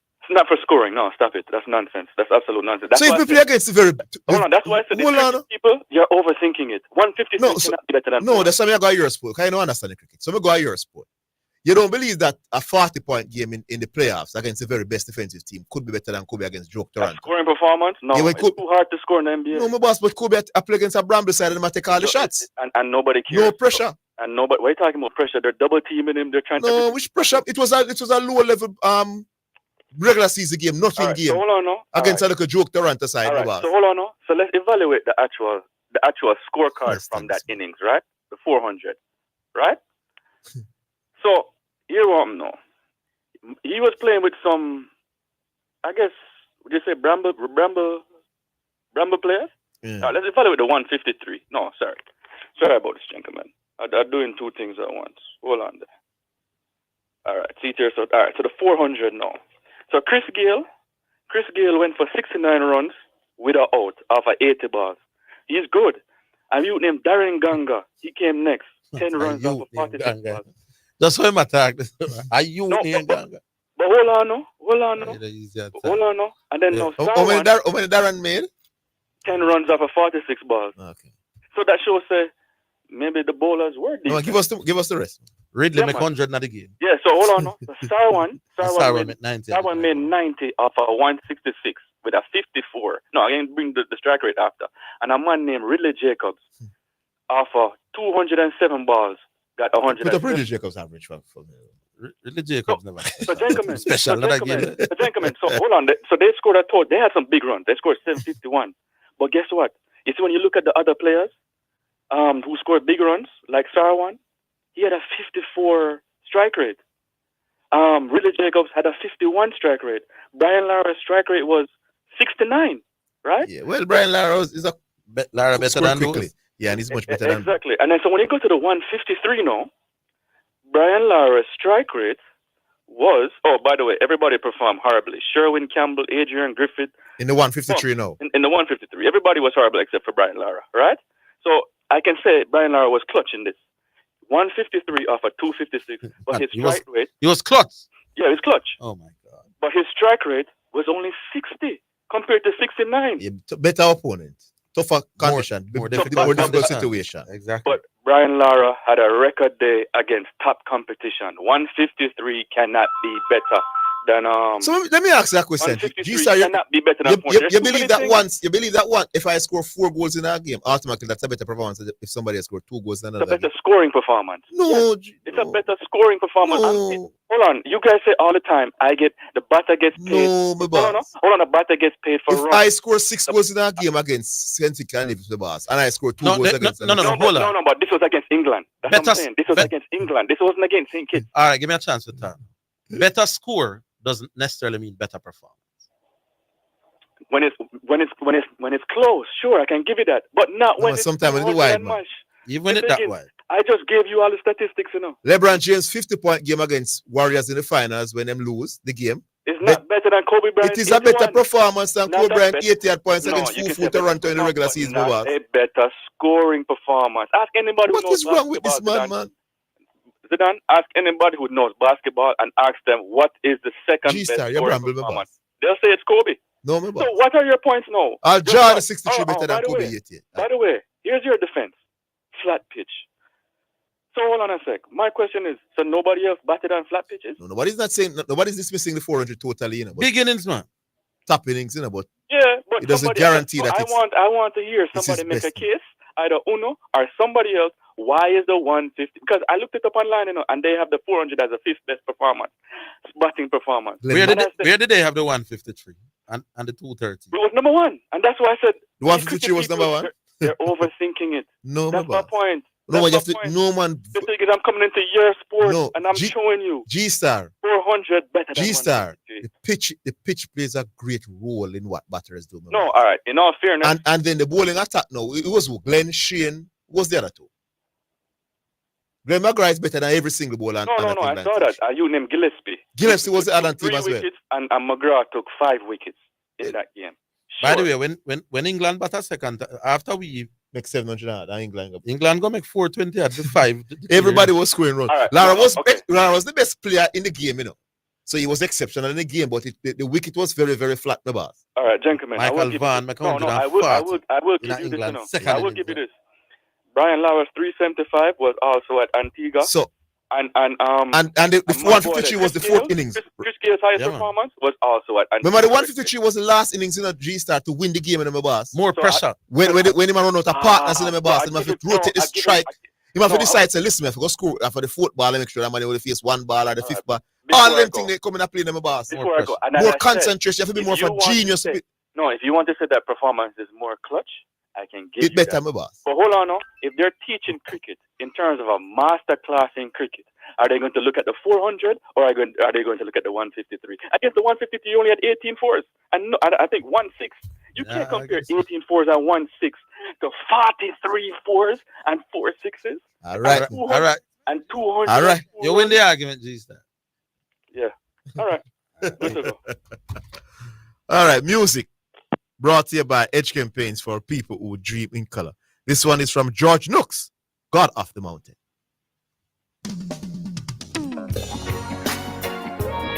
God in the day is still God in the night. Life is easy when you're on top of the mountain. You've got peace of mind. I can never know. Yeah. But things change when you're down in the valley. Don't lose faith, or you're never alone. For the God of the mountain is still God in the valley. When things go slow, He'll make them right. And God of the good times is still God in the bad times. God in the day is still God in the night. Talk of faith when you're on top of the mountain, but talk them easy when life at its best, but it's down in the valley of trials and temptation. All right, that's George Nooks, Top of the Mountain, brought to you by Edgecombe Paints for people who dream in color. We go back to the phone lines. Yeah. Who's there now? Hello? Evangelist here. Oh, Evangelist is back. Evangelist is back. Well, go on, Evangelist. To God be the glory. Yeah. Proverbs chapter 3, 5, 6, and 7. It says, trust in the Lord with all thine heart. Lean not unto thine own understanding. In all thy ways, acknowledge him, and he shall direct thy path. Be not wise in thine own eyes. Fear the Lord and depart from evil. Greetings and salutations. Yes, sir. Greetings and salutations to you. I didn't get to watch the match on Saturday, but Sunday, I should say. I was at a match myself, Masters League. But I did see the highlights, and what I found very gratifying about the match was that there were 4 goals that we scored. Mind you, one is our own goal that made the 5. And Bailey wasn't among the goal scorers. Gray wasn't among the goal scorers. Antonio wasn't among the goal scorers. But we still found the players to give us 4 goals. That for me was very good. Yes, but yes. It says, our standing centre half. I'm not familiar with him though. You guys have background on him? He came from out of the United Academy. Yes. Yes. As in Manchester United? Yes. Oh, that's interesting. I'm not familiar with him, but he scored a forward goal. Yeah, man, he turned nice. Proper. Yeah, and finished hit well. it low and hard at the near post. Difficult to get down to save that. Yeah, man, it was a striker's finish. There you go. And our 2 subs scored. Johnson finally, because he should have scored in the last game as well, and he didn't put away. So I'm happy that he quick reflexes and he scored a good goal. Nothing spectacular about it, but a good goal nonetheless. But another thing that was encouraging: 9 goals in 2 matches at the Gold Cup. That for me is man. Even because the last Gold Cup we didn't play the greatest opposing teams, and I was struggling in some of the couple of the games. There you go. And really, we could have at least had a dozen because we should have full up Trinidad next and we have finished top of the pile. I don't. Based on what I'm seeing from the other group, maybe being top is not. As I say, you think Canada might improve as the competition go on, and they don't like they will stop the group right now. They're not looking that way. Oh, that group still not finished yet? No. They're competing with Guadeloupe, understand? Yeah, man. Guadeloupe and Guatemala plays tomorrow. The winner of that game will top the group. Yeah, they will go to 7 points. If there's a win. Yeah. But I think we have the firepower to take them to be those teams. Anybody we face, we have the quality. Yeah. While after I came out of the St. Kitts game, you know how YouTube theory, it leads to other similar searches. Mm-hmm. We played Uruguay and beat them 1-2 over the National Stadium. And my brother, I watched some football. I didn't get to watch the match at the time. I don't know where on planet Earth I was, why I didn't see that match. But I saw a player I had the pleasure of playing against once when I played for Kirkvine Sports Club several years ago, Andy Bama Williams. Oh, yeah. It was a pleasure watching Andy. He looked so... Where Earth is he now? I know he has retired from the game. Is he in coaching or anything? I think so. Yes. I think he's in coaching. Coaching or scouting. Yeah, one of them. Yeah. Man, I watched the game and it was a pleasure watching, and that's like the game that I think Anandelo scored from 35 yards out, and Jeremy, a young green Jeremy and Teddy Johnson come in and run around the defense, and Fabulous was there as well. And I saw, and I'm saying, we had some quality players during that campaign. Very good players. And Uruguay by any standard. Good team. Yeah. So over the years we produced, but this I believe is the best bunch of players we currently have that we put together on paper, and it is just my wish that they go all the way and make us proud. They'll come against some obstacles. You think we might need US again? Let's see. I'm looking forward to the knockout stage, boss. I like them. They might gel the attack and them looking good. There you go. And the team look to be on the up, and I like the positive perspective that the coach brings, and he's realistic. He's not a crowd pleaser in terms of how he talk. He must talk realistic. Yeah. I see him tell it as it is. Him give me that vibe there as well. Yeah, man. Straight talk. But I really, my 2 cents that for today, I'm just really encouraged by what I'm seeing, and let's see how far these boys will take it. Have a great day, gentlemen. All right, Evangelist. Thanks for your input on the show. Yes. God bless you. Take care. All right. We're good. We go to another. Hello. Hello. Yes. Hello. Hello. Yeah. Good afternoon. Yeah, good evening. Yeah, man. Who it is? Jamie. Jamie. Yeah, Mr. Higgins, me have the result here, you know, today. You know, it's school done, you know, you see it. Yeah, what result? For this teammate, Brian Lara, you know? Oh, you have the result. Yeah, man, because you are the teacher, you know, so you have to pass. Yes. Yeah, man, the class fail, man. Because Uh-huh. you can't get a contract, right? And carry 75% the way. You have to finish it. And at the end of the day, you need end result. And you submit him. You get the end result with everything you have to back it up. When you say end result, what do you mean? With the runs. Oh, The he's runs giving you and the everything. runs. Yeah. Mm-hmm. So this case with Brian Lara thing, you know, make no sense. True, we are West Indian, you know. If India and Australia play, we West Indians are to watch that, you know. You know? Yeah. So they're not interested in a Australia thing, but a cricket, and we can just use emotion to try paint a picture. Try to tell them West Indian people them that. Yeah.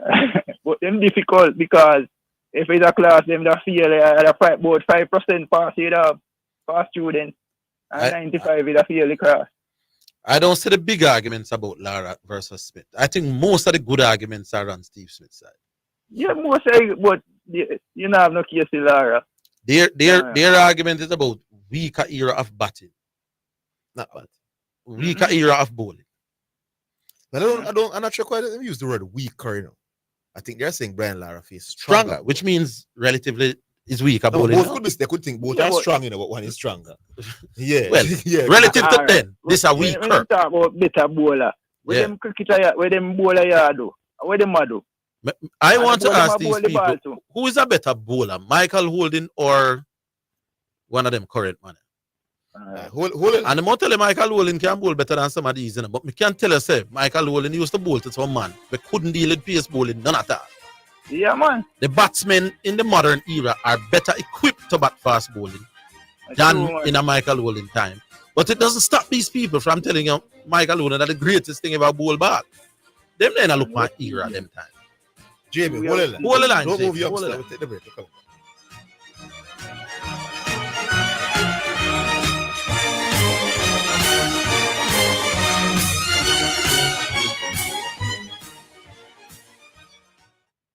Lady Vanessa Baker and team presents Stronger Believers Conference, the ultimate healing and deliverance experience for a holistic you on July 8th, 9 a.m. at the Worship in Faith International Fellowship, 55 Old Arbor Road, Spanish Town.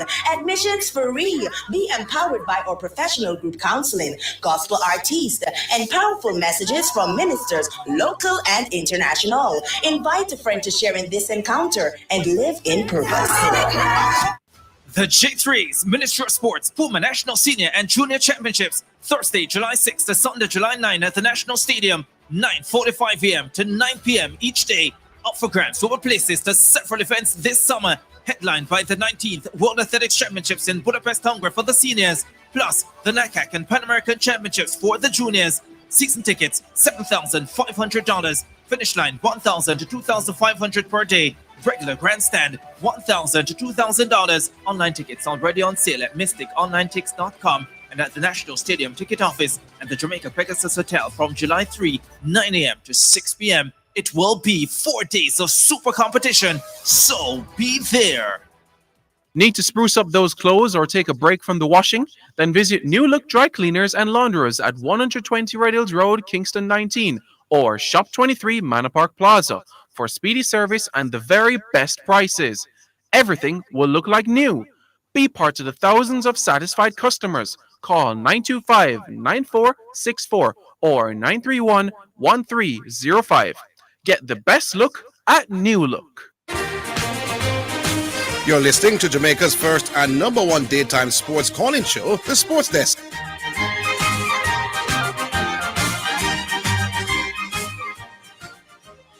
Yeah. I'm back with you, Jamie. Jamie. The man, them are turning thing in a thing like a dance, in a talk about style. Yeah, man, the man going like a gymnastics. Yeah, if you want style, look for Darren Bravo. No, Brian Lara look alike that. Yes. And you tell me say that prefer go what? Darren Bravo than Steve Smith. When I produce nothing, can't win a match. That makes sense? Man, you're a joker, man. Then if you change the argument, Mr. Higgins. Yes. From Ridley Jacob resign, we have no better keeper than Ridley Jacob. Touch and go. I thought Ramden was pretty good. I think Ridley Jacobs wasn't the prettiest, but I can't remember him dropping too many. I him and my keeper, you know. We don't see no other West Indian keeper after him come up, you know. Yeah. Him and my keeper. I them something they man them fit talk about. You know? Yeah, the man them turn cricket into gymnastics, my boss. A true man. Where you gotta do something and the judge then put up how much out of 10 you get for that effort. Yeah, man, cause all pan it two cricket they don't, you know, cause look for Ridley Jacob. We don't have no wicket keeper like them man there, and remember him not remote the greatest, you know. But I don't think that De Silva who is keeping now is a bad keeper. When them edge him take them for the most part. Yeah. Which is why you want the keeper to do, you know. If man chip down the wicket, you can't stump him. And when the ball him edge him, catch them. And by and large, De Silva. Talking about wicket keeper, Australia produced a better wicket keeper than when Adam Gilchrist. I think Ian Healy was pretty good as well. Right. Gilchrist still Gilchrist bad. Yeah, man. Yeah, man. All night one day to him bad. Yeah. Good keepers, both. Yeah, Zidane. Yes, Jamie. It's a clean sweep for me that is here. I just the Gold Cup we want, you know. Yes, a Man City supporter. Yeah, man. Okay. Clean sweep. Clean And Argentina fans, you know, so you don't know. Oh, that's a nice year for you in football, yeah, man. A nice year for me in football, man. I just the Gold Cup. No, pita. You want the Gold Cup, you know? All right, it's tell you what my problem. Argentina did upon two trophy, right? Yeah. And we have a side out here in the water house. You don't need to change, you need to move up and two. Me a call out water house man them. You need a 2 trophy to move up to 3 to 4. Yes. All right. Yeah, man. All right, big up yourself, Jamie. Yeah, man. All right. I just think something where I feel a reliable source that Vassal Reynolds has been named as KC's new Manning Cup coach. You hear about it? Well, no. But I know that they were searching for a coach. Yeah, so I just said somebody make a post that Vassal Reynolds has gotten that job. Interesting. Let us see. All right. Who's that? Badger the Great? Hey, Wagwan, man. Yes, man. Good afternoon. Yeah. Evangelist, what you do? Big up yourself. In your prayer, sir, you cannot pray for me and Orville in the same way. You understand? Only a sick need doctor. You understand? The Bible said that. So, you see, if you know me, Evangelist, you don't really know, say, 98% of person who know me say, but you're a little joker, man. But you're not really serious about it. You understand? And that's how I live my life, sir. And if Orville must be truthful. You know, sir, Orville and I never have an argument outside of radio. Never. No disagreement. If I what I used to call Orville outside of the radio, a sports we talk about in a brother. You understand? So I don't know how I'm not gonna feel like some Orville having no beef or an argument or whatever. You understand? And Orville same always beat me in a sporty argument. So I don't understand the animosity and the vexation where you say I hear and all that something there. Yeah, so when you go pray for me get some more money, pray for me get some long life with some good health. You understand? I appreciate that prayer. Yeah? Big up yourself. You say again? Yes. Internet? Yes. All right.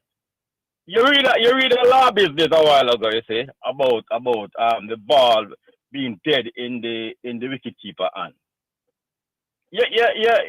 I remember one day game with Brian Lara and the keeper for England, Alex something, I can't remember his last name. Alex Stewart. Right? Alex Stewart, I think. Yeah. He had the ball for a long time. I know when as a cricketer you play a shot and then you're dead there and so Brian Lara play a shot, miss the ball, and then they pause and then him jog him in back foot, but the keeper of the ball man for about a good That's a good 2.5 seconds or so on. And then as soon as Brian Lara, because drag him foot out of the crease, him stump him. And he was given out, you know. You understand? So you probably have to look on the law there again and say when the ball is the batsman and how long it is before it is deemed dead. You understand? Because at that time it was seen as a brilliant stumping by Alex. You understand? And the keeper of the ball long time there, man. A good 2 seconds. Mm-hmm. So you probably have to do some more research on that to see how long the ball in the batsman and before it is deemed dead. You understand? So do that for me, please. So, I remember when Junior Murray as well, when Junior Murray was looking, he caught the ball and he was looking left and right. He was looking as if the ball went past him. And the batsman, he came out and he just stumped him. Yeah. And another thing too. It's interesting to see the interpretation of the rule in that regard. No, them said the umpires, they don't have a time. They don't have a time. They don't have a time. Oh. The umpires are the ones who determine whether the ball is fine. That's the term. Finally settled. That is a great era, brother. Yeah. Because the ball was settled in Alex and settled and then they are wait over the stumping up. No man, I remember the one. I remember that one figure, but I remember the one with Junior more distinctively. Yeah, because he got a lot of praise for it. So when he catch the ball, he looked as if the ball went past him going out to third man and the batsman bite the bait and slightly move out time crease and then just stump him. Yeah. See all that though. You know that. I remember. But Brian Lara one brother, you see Brian Lara posing up for the shot, you know. You understand? And to get himself it would come out the crease. But the keeper over a long time, you know. And then the bowler start to a walker come down for talk to, you understand? And they don't stump him. So look at that. But I hear something, Orville, that stumping should not go to the bowler. Right. So let me ask you a question now. Right? Think about this. A bowler run up, bowler ball, batsman go down and strike. Boom! You understand? And I feel a fly to the air, and then fly I think the two covers and take a catch. Why should that go to the bowler? The bowler could argue that it is in bowl the ball that make him make that shot. It's more it's easier to credit that to the bowler than what. All right, cool. The man, the keeper, the bowler bowl the ball, and Chris Gayle go back and so bow. You understand? And I feel a run, go down along, run. You understand? Catch the ball in the air, throw it back over, and then come back and catch it. Why should the bowler get that? When is the key? When is the feel and everything that's all? You win the argument, the bowler can argue that he forced the mistake. For the no, but well, it's the same way the bowler can argue that when I bowl the ball, you understand? The ball that I bowl make the man come out and crease. No, man. In the scenario yesterday, you can't argue that. No, well, that's what yesterday I'm talking about the one where obviously the stumping should not go. But he's talking the one yesterday. All right, so other stump. Hold on. Let me ask a question. Other stumping can go to the bowler. The bowler. Yeah, man.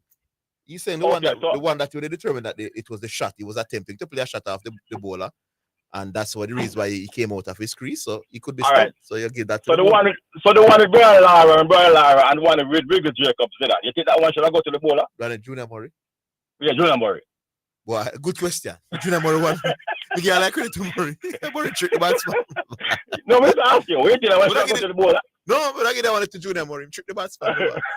So that's why I know you can't nitpick now and say, wish for the leg. I mean, I give some catches to the field alone. But yesterday, man, it's ridiculous, man. You know, the ball.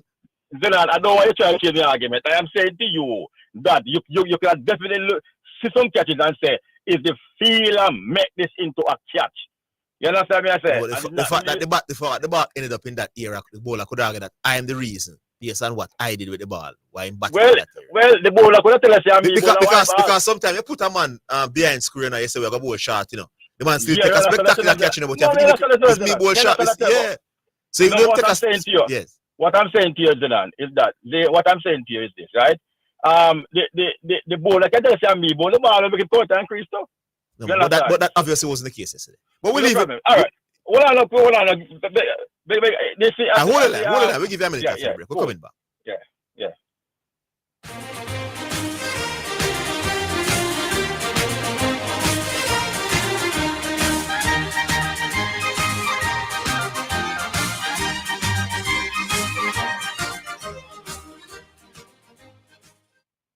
Visit Garrett Trading and Installation at 169 Constant Spring Road and 10 to 12 Cleardale Avenue for all your tiling and classic stone needs. Call 876-634-9773. The time by Garrett Trading is 2:30.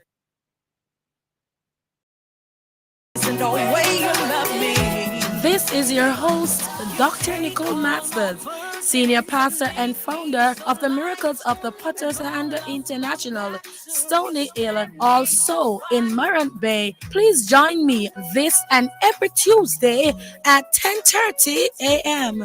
for Morning Dew. Morning Dew is a powerful devotion which is designed to jumpstart your morning, resulting in tangible victory. Tell a neighbor, tell a friend. Sponsored by the New Parkington Pharmacy. Restore, refresh, and renew. Also, Megadon Security Elite. Your security is our priority. Call them at 869-3884-25. Enter the Purina Wiggle for Cash promotion and win your share of $1 million in cash. All you have to do is purchase $3,000 worth of Purina products. Complete entry form or write on paper your name, contact information, and complete the slogan. Attach receipt. Mail to P.O. Box 420, Kingston 6, or drop in boxes at participating stores. Promotion ends August 14, 2023. Authorized under Section 58.3 of the Betting, Gaming, and Lotteries Act. Purina, your pet, our passion. Distributed by Caramed Group Limited Consumer Division. It's now time for Sports in a Minute. It's sponsored by Dangerous Auto Spares and Accessories Limited, Edgechem, Any Bet, and Milestone Restaurant Bar and Grill. Former England and Liverpool midfielder Steven Gerrard has been named the manager of the Saudi Arabian side Al Ettifaq. The 43-year-old had said in June he had been invited over to the country to look at a potential offer, but that he would not be taking it up. Now Gerrard has signed a 2-year contract with the Saudi club. Al Ettifaq were 7th in the 16-team Saudi Pro League last season, finishing 35 points behind champions Al Ittihad. He has been out of work since being sacked as Aston Villa manager in October last year. That is sports in a minute. Sports in a Minute was sponsored by Dangerous Auto Spares and Accessories Limited at 20 Balmoral Avenue, Kingston 10. Call 876-929-9146 and in Maypen. Edgechem, changing lives 1 gallon at a time. Any Bet, your best bet, reminds you to bet responsibly at Milestone Restaurant Bar and Grill. Celebrate good food, celebrate good vibes.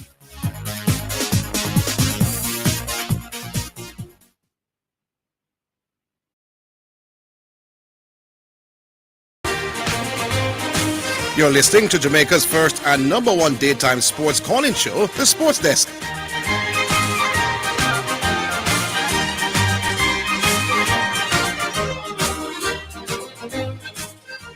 All right, back with you, Bachi, for your final. If what she report said that Portmore really did qualify to Clarendon thing to come up back a thing, then they cannot be classified as any St. Catherine team for choosing that. You understand? Yeah. If what he's saying is true, and that how that miss up. But I'm sure Portmore United plays in this when they're playing knockout. Like they have Jackie Bell for Cassava teams and they have St. Tam. When they used to play knockout. I know they used to play in the St. Catherine division. Big man, I'm confused. I scratch me because I thought that they came up to St. Catherine thing. You understand? I scratch me when I'm saying that because I don't remember them. We'd have to check. I'm not go work it. I mean, the next thing too, I hear G-Star with a great effort a while ago, brother. You understand? And then I try going the man thing. Let me ask a question to that. Of that 153 innings, right? Yeah. That from Lara. How much more on the 400 Brian Lara would have to score for you to say? Pitch too flat. No, I'm not about the pitch. I say, all right, how much? No, I'm just score 1,000. No, give me the 150. yeah. Pitch too flat. Because Lara could have about 5 days, you know. Yeah, the pitch was so flat and Lara was so good. Lara could about 5 days and score the 1,000 runs for you know. What was the ranking of was it Australia? He made the 153 off? Yes. Australia was the number 1 team at the time? I think so, yes. What was the state of the series at the time when I he think made it was in the balance, man. Because that series ended 2-2, right? Yeah, man. So I think that series was well in the balance. Okay. Yeah, what man. was the state of the England game when he made the 4? We lose the series, we are trying to avoid a sweep, and we get a flat pitch and Lara's bat out the game. Bat out. I never care about it. So just don't avoid the series, the white series, all right. So the series for the Australia game ended 2-2. Yes. Right? And the series for the England game was trying to avoid being swept, whitewash. Being swept. Yes. Right. So so let me ask you a question now. The England bowling in that series to have us down for almost sweep us. Would you It say was a pretty good bowling attack, man, but the pitch was dead, my boss. Both teams, everybody has scored big runs, boss. 700 and 400 and them something at the game. But I'm just saying to you. When West Indies so poor at the time, boss. We were ranked 8, and we scored 700. Listen about German. We were poor at the time, but and we scored 700 runs in our game. What you tell about the pitch when Fufu West Indies can score 700 runs? Well, so we were poor at the time, but yet still we could have drawn 2. Lara is a brilliant batsman. So him catch up on a flat pitch, boss, and Lara we kill you. But because of it, Badger, we gone, but you know better, Badger. You know, so once you score 400 doesn't mean you're better than 200. But I'm saying, how far you have to go. G-Stars in that time for this, Badger. You said 1,000. Brace on the pitch and brace on who Lara is. If him back up, Lara decides to bat 5 days. And somebody block up the next. Which we're taking a more likely to happen again. It doesn't mean it's man make 153. The reason why it's not likely to happen again is not because of the difficulties of doing it for Brian Lara. It's because of the time. The time you would want. The time? Most games they want to win. Most games top players want to win. But most games top teams want to win. So when them gone, a man gone 200 and the pilot was going to declare. Yeah. Declare. Yes. You think it easy. So we gone back here, you know better. Good try, G-Star. I like it, G-Star. Man has a respect. Come on, cool.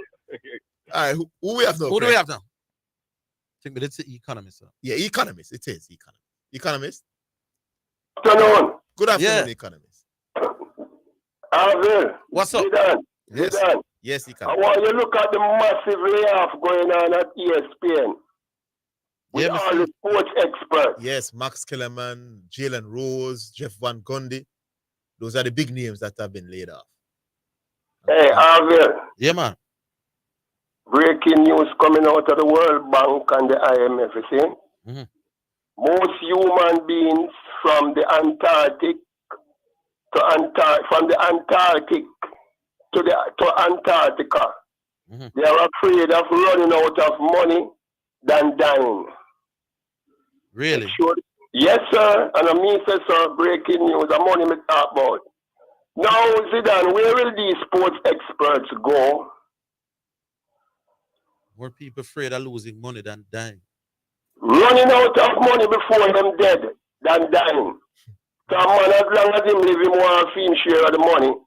People are afraid of being poor than being dead. They're running out of money than being dead. I agree with them. No. All right. And I mean, sister, and them control the money part. Listen to this now, Zidane. Where will these sports experts go? And why their expertise? Why is it that ESPN cutting their expertise? Money, man, the bottom dollar. They look upon the amount they're paying out and the amount of money coming in. Okay. The Saudi Arabia. You see what Saudi Arabia doing with the sports? Yeah, man, I invite everybody. I go down there now. You see, they are taking risk, right? Because they want reward. But they have the money to take the risk.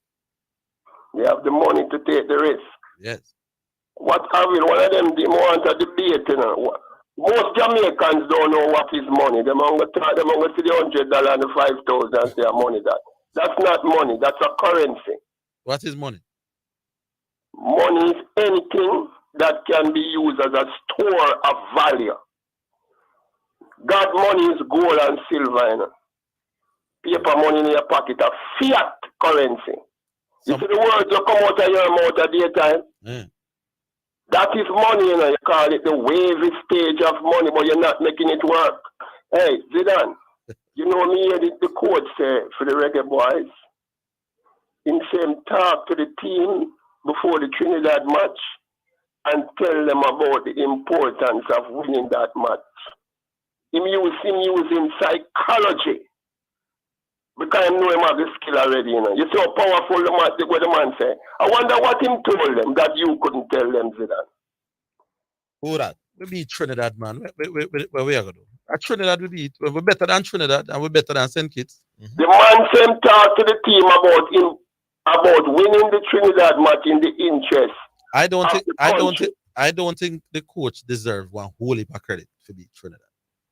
Oh, you don't think so? So you don't think him have lyrics that you don't have to get in the psychology of these? I don't think him the need. I don't with that squad. I don't think him the need no whole heap of lyrics to beat Trinidad or St. Kitts.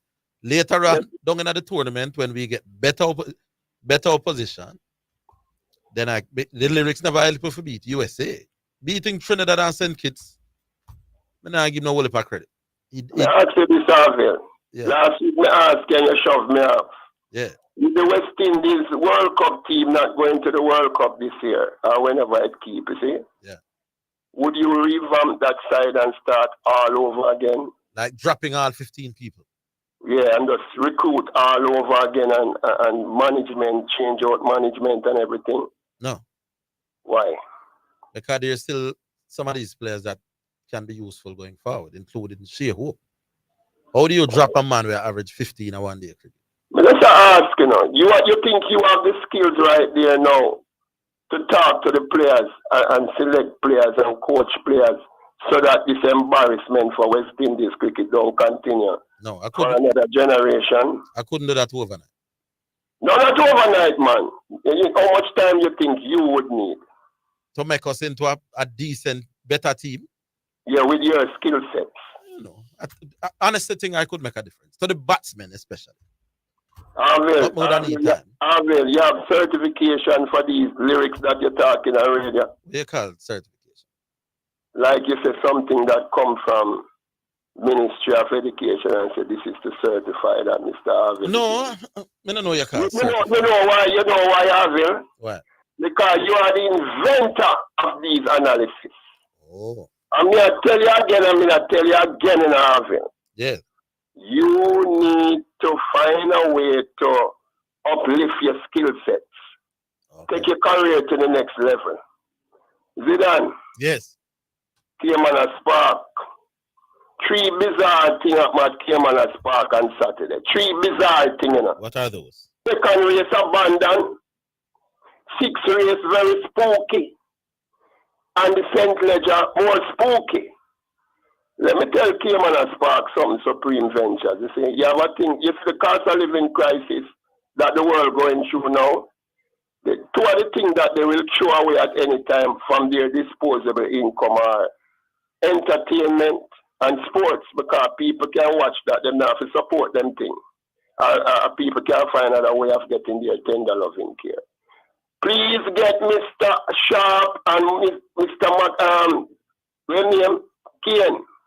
Kane on the radio, because Cayman and Spark behave as if say them take punters and terrified money for joke money in a boss. All right. And another thing, another thing me have to say, man, one more second.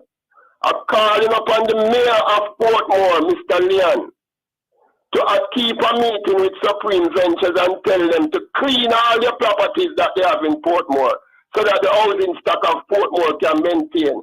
And we want the Cayman and Spark to look like either Saratoga or Gulfstream during the World Cup, during Breeders' Cup, or even Churchill Downs in a bus.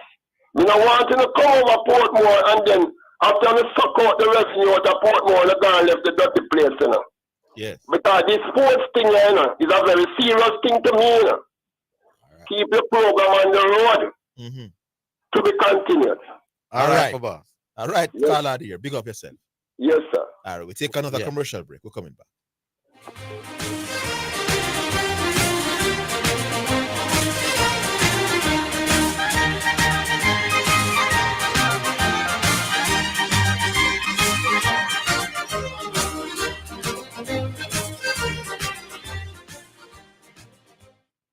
Get running. Stay fit with the latest brands and styles at Western Sports. Running, walking, trekking. Western Sports has the shoe just for you. The time by Western Sports is 2:45.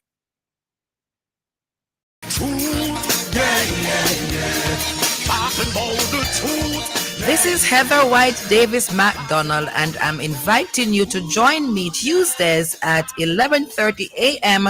to 12 midday for Let's Reason. We will be reasoning on real life issues with real people. So join me and be blessed.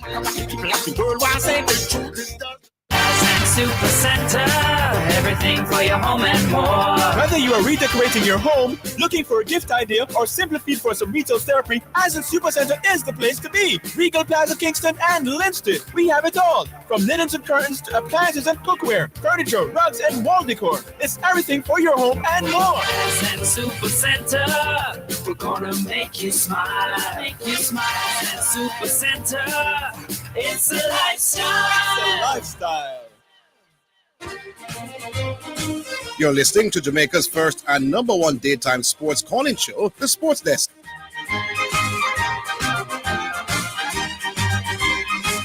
What we do after? Go to a few text messages before we come back to the phone calls. All right. Text messages. All right, we're going to some text now. All right. Hello. Do we take the text? Oh, we take some text. Yes. All right, so we take the first one. Orville, that controversial dismissal is a run out and not stump. The legitimate stumping is completed with the ball in the grasp of the wicketkeeper. Bowlers are not credited with run outs. Well, sir or ma'am, he was given out stump, not run out. So that's the point you're making. That's the point I'm making. You can't check the scorecard. It's Beerstow stumped Kiri, bowled whatever the boy name, Cameron Green or something like that. Yeah. So he was given out stumped, not run out. So the bowler gets the credit for that dismissal. Yes. Which makes absolutely no sense. Why the owners lose money is simply because the purse money are too low. That's another one.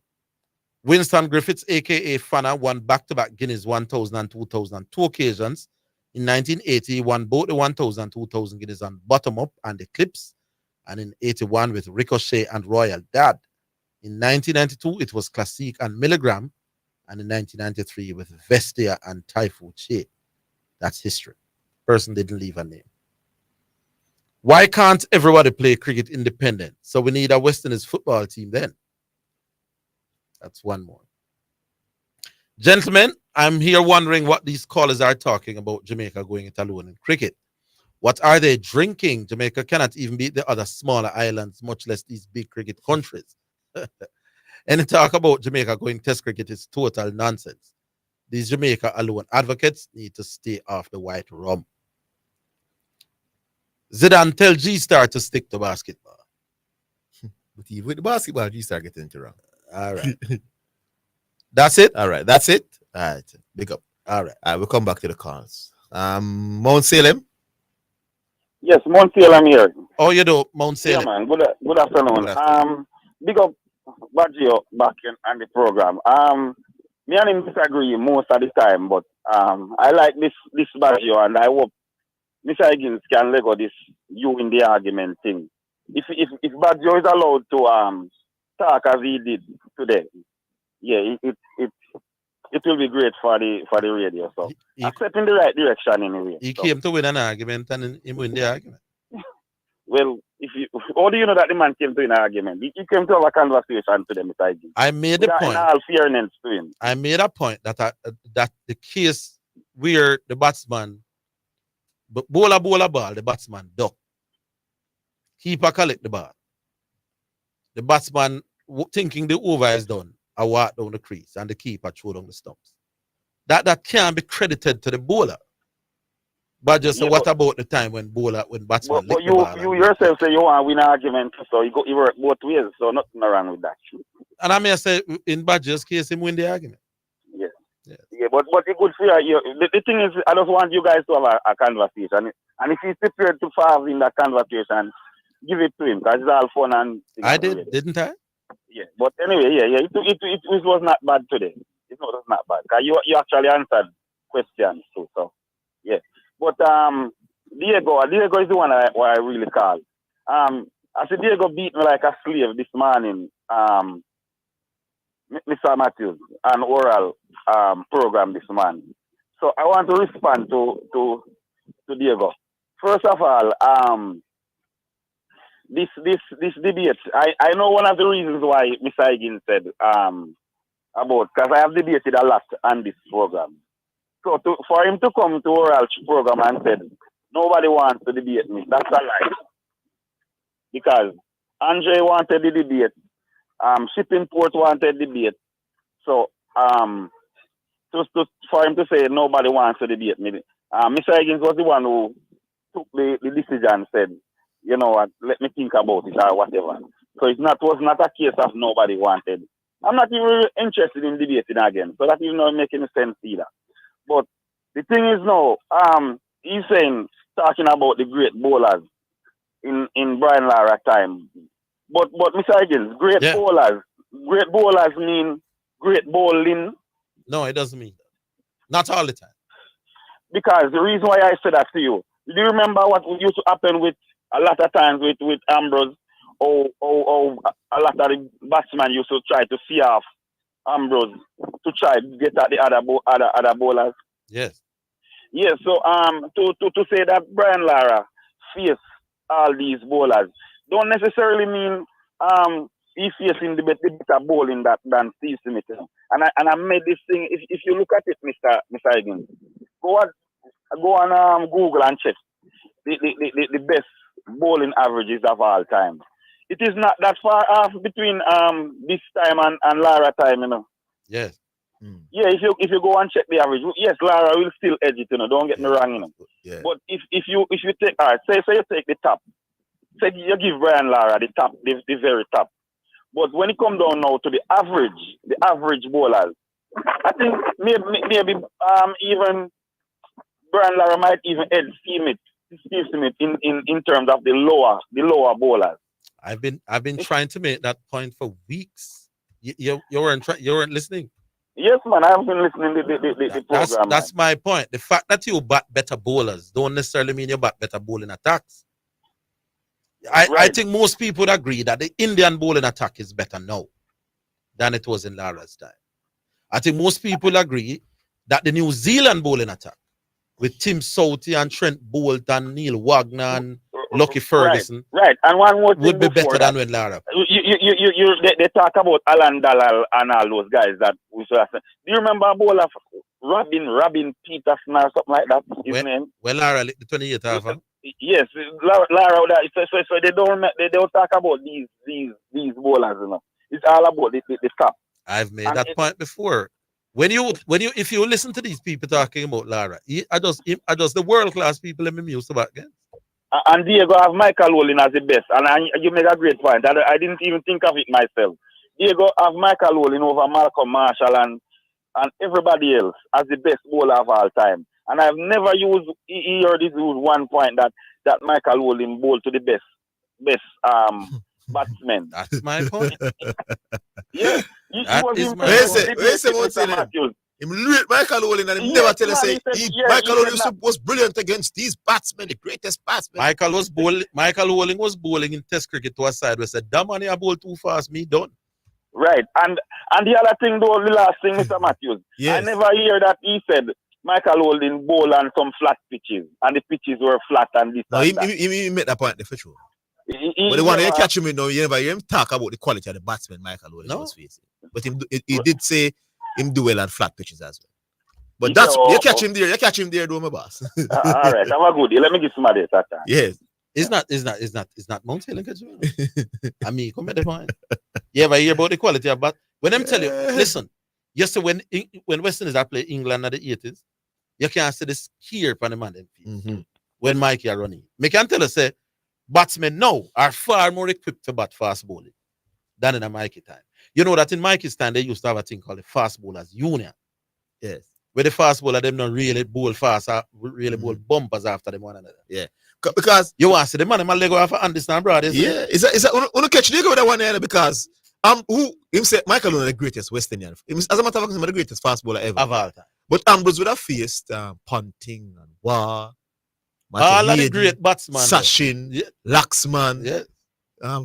Callis. We don't hear about era when Michael Lowell. So Ambrose a bigger bowler going by because Diego is a opponent, man, you know. That is how them they Ambrose no must say, Diego, you have to come around to Ambrose now, you know, Diego.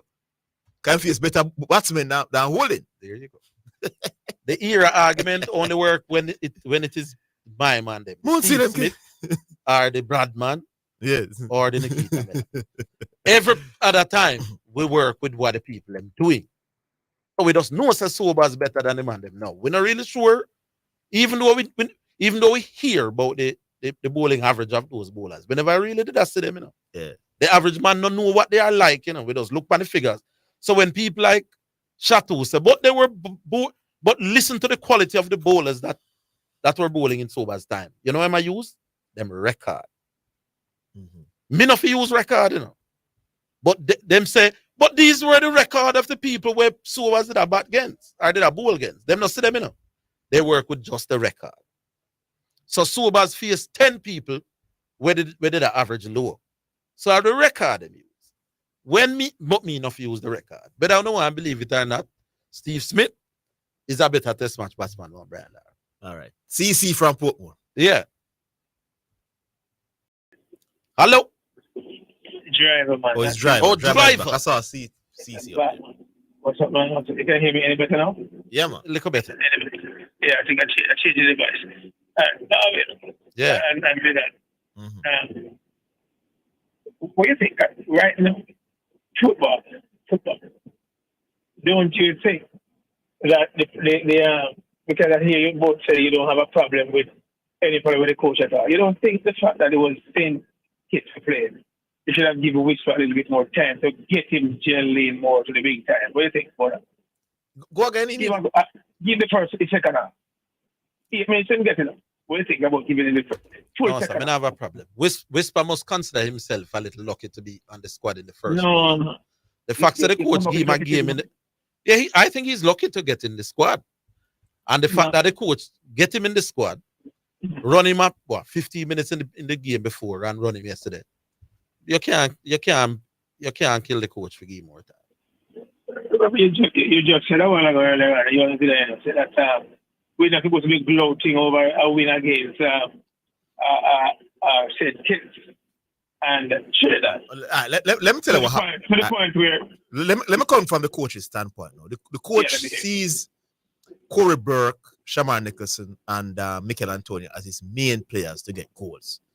Now he wanted to get those two players, Burke and Nicholson, some time on the field to get them, try to help them to get them in some form, because he sees them as players that he can rely on for seeing a tough competition ahead of Whisper.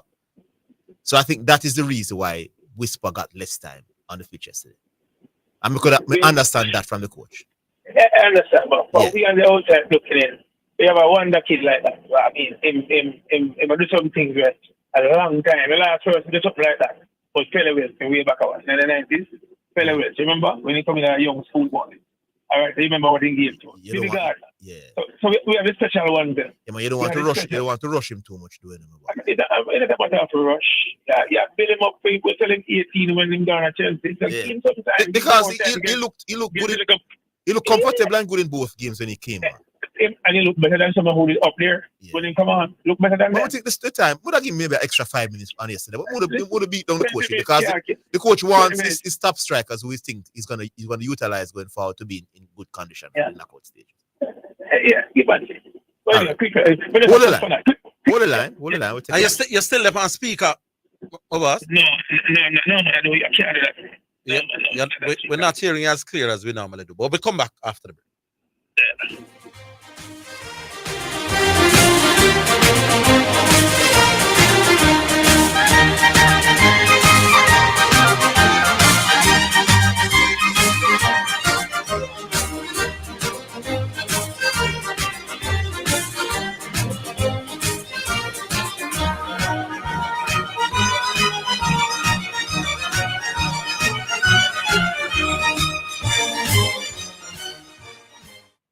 Health Alert is sponsored by the National Health Fund. NHF is here for health.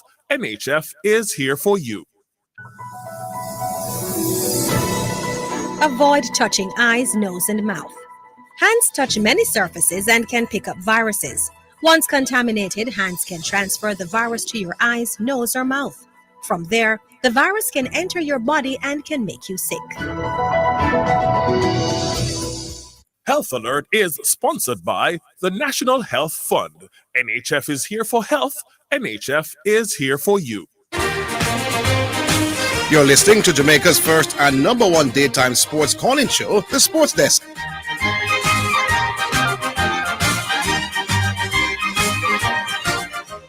All right, let's just finish this one up and then we take the music. Yeah, driver. Pick out fast. Yeah, and not come move. Cricket, listen, the people not understand what you're saying. I know when they're going to understand, because you experience so much detail. Watch me. It is pretty easy to understand that the more information you're exposed to, it is better you get to work out. Talking about cricket, since the advent of the internet, where you can go search down and watch tapes and batsmen and watch bowler. Yeah. If you ask me, runs should be harder to make because the ball is different because they're working out and bowl in a particular way. That's one. Two, when you see Steve Simmons was it the last innings? Yeah. This young bowler, what name? Tongue or something like that? Just Tongue. I was watching the game. I can't remember when they're Tongue or something like that. Yeah, just when Steve Simmons supposed to be paying attention to the non-striker, to see if he can make a run. I think I hear somebody brought it up. Yeah? Steve Simmons was looking at the bowler's hand to see whether or not how the ball was coming out of his hand. Yeah. One of my friends called me, because I wasn't watching it at the time, called me and said, call me by your name where they know me as, not driver. And said, yo, watch Steve Simmons. Watch how Steve Simmons deal with the new bowler.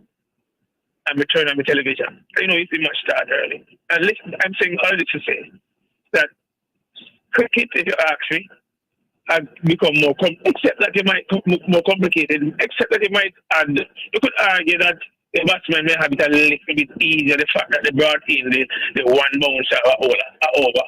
Yeah, which are wasting these bowlers cast that. You remember back in the days when you could have bowled 4 or 5 bouncers and man duck all night and decide to now go play a shot or something like that. Yes. No, you can only bowl one, so you become a little bit more predictable. You can actually bowl 2 now, but I get the... Sorry, 2, yeah, 2, sorry, yeah, you're right, 2. But if you ask me, batting has become more difficult if you ask me. But now I would not make the adjustment to know it. And whoever is about the geniuses, especially, would have made the adjustment. But if we understand what happened since the internet come around and people can research people and see where you make most of your runs and set up field for that and so on, it has become more difficult if you ask me personally. I mean, I watch cricket from the little boy in the 70s. This wide gap where them have in the bowling with Lara face and now is rubbish. Yeah, total rubbish. Complete nonsense. Trust me, I agree with you. But anyhow, I'm going to call you back because I got tangled again about how cricket did it. Been doing it for 10 years, I'm going to finish it. All right. Make a talk when you're ready. Make a talk when you're ready. Later. All right. So that's Driver Don't Stop at all. All right. Music. Second selection brought to you by HM Paints for people who dream in color. This one is from Junior Tucker, Saturday Morning.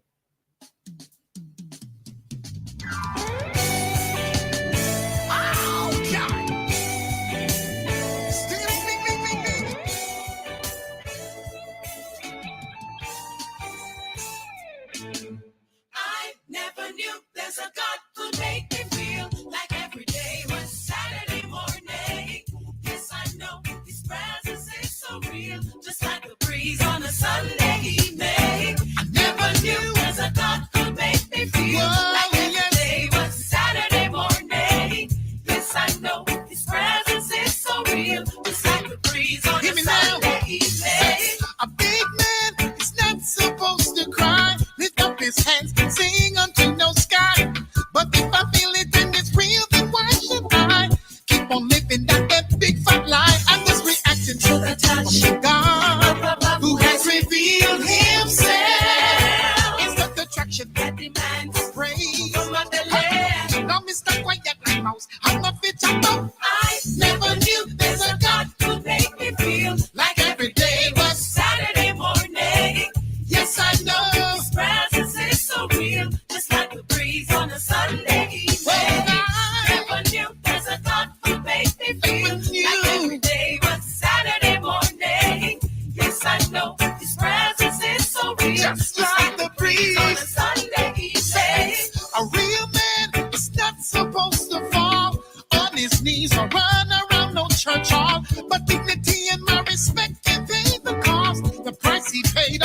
Rugged cross, I would be wicked. On my live on a place that's burning in my heart. Oh, what the joy, pride, about this thing between a man and his king. I never knew there's a God could make me feel like every day was Saturday morning. Yes, I know His presence is so real, just like the breeze on a Sunday evening. Never knew there's a God could make me feel I wish like every day was Saturday morning. Yes, I know His presence is so real, just like the breeze on a Sunday evening.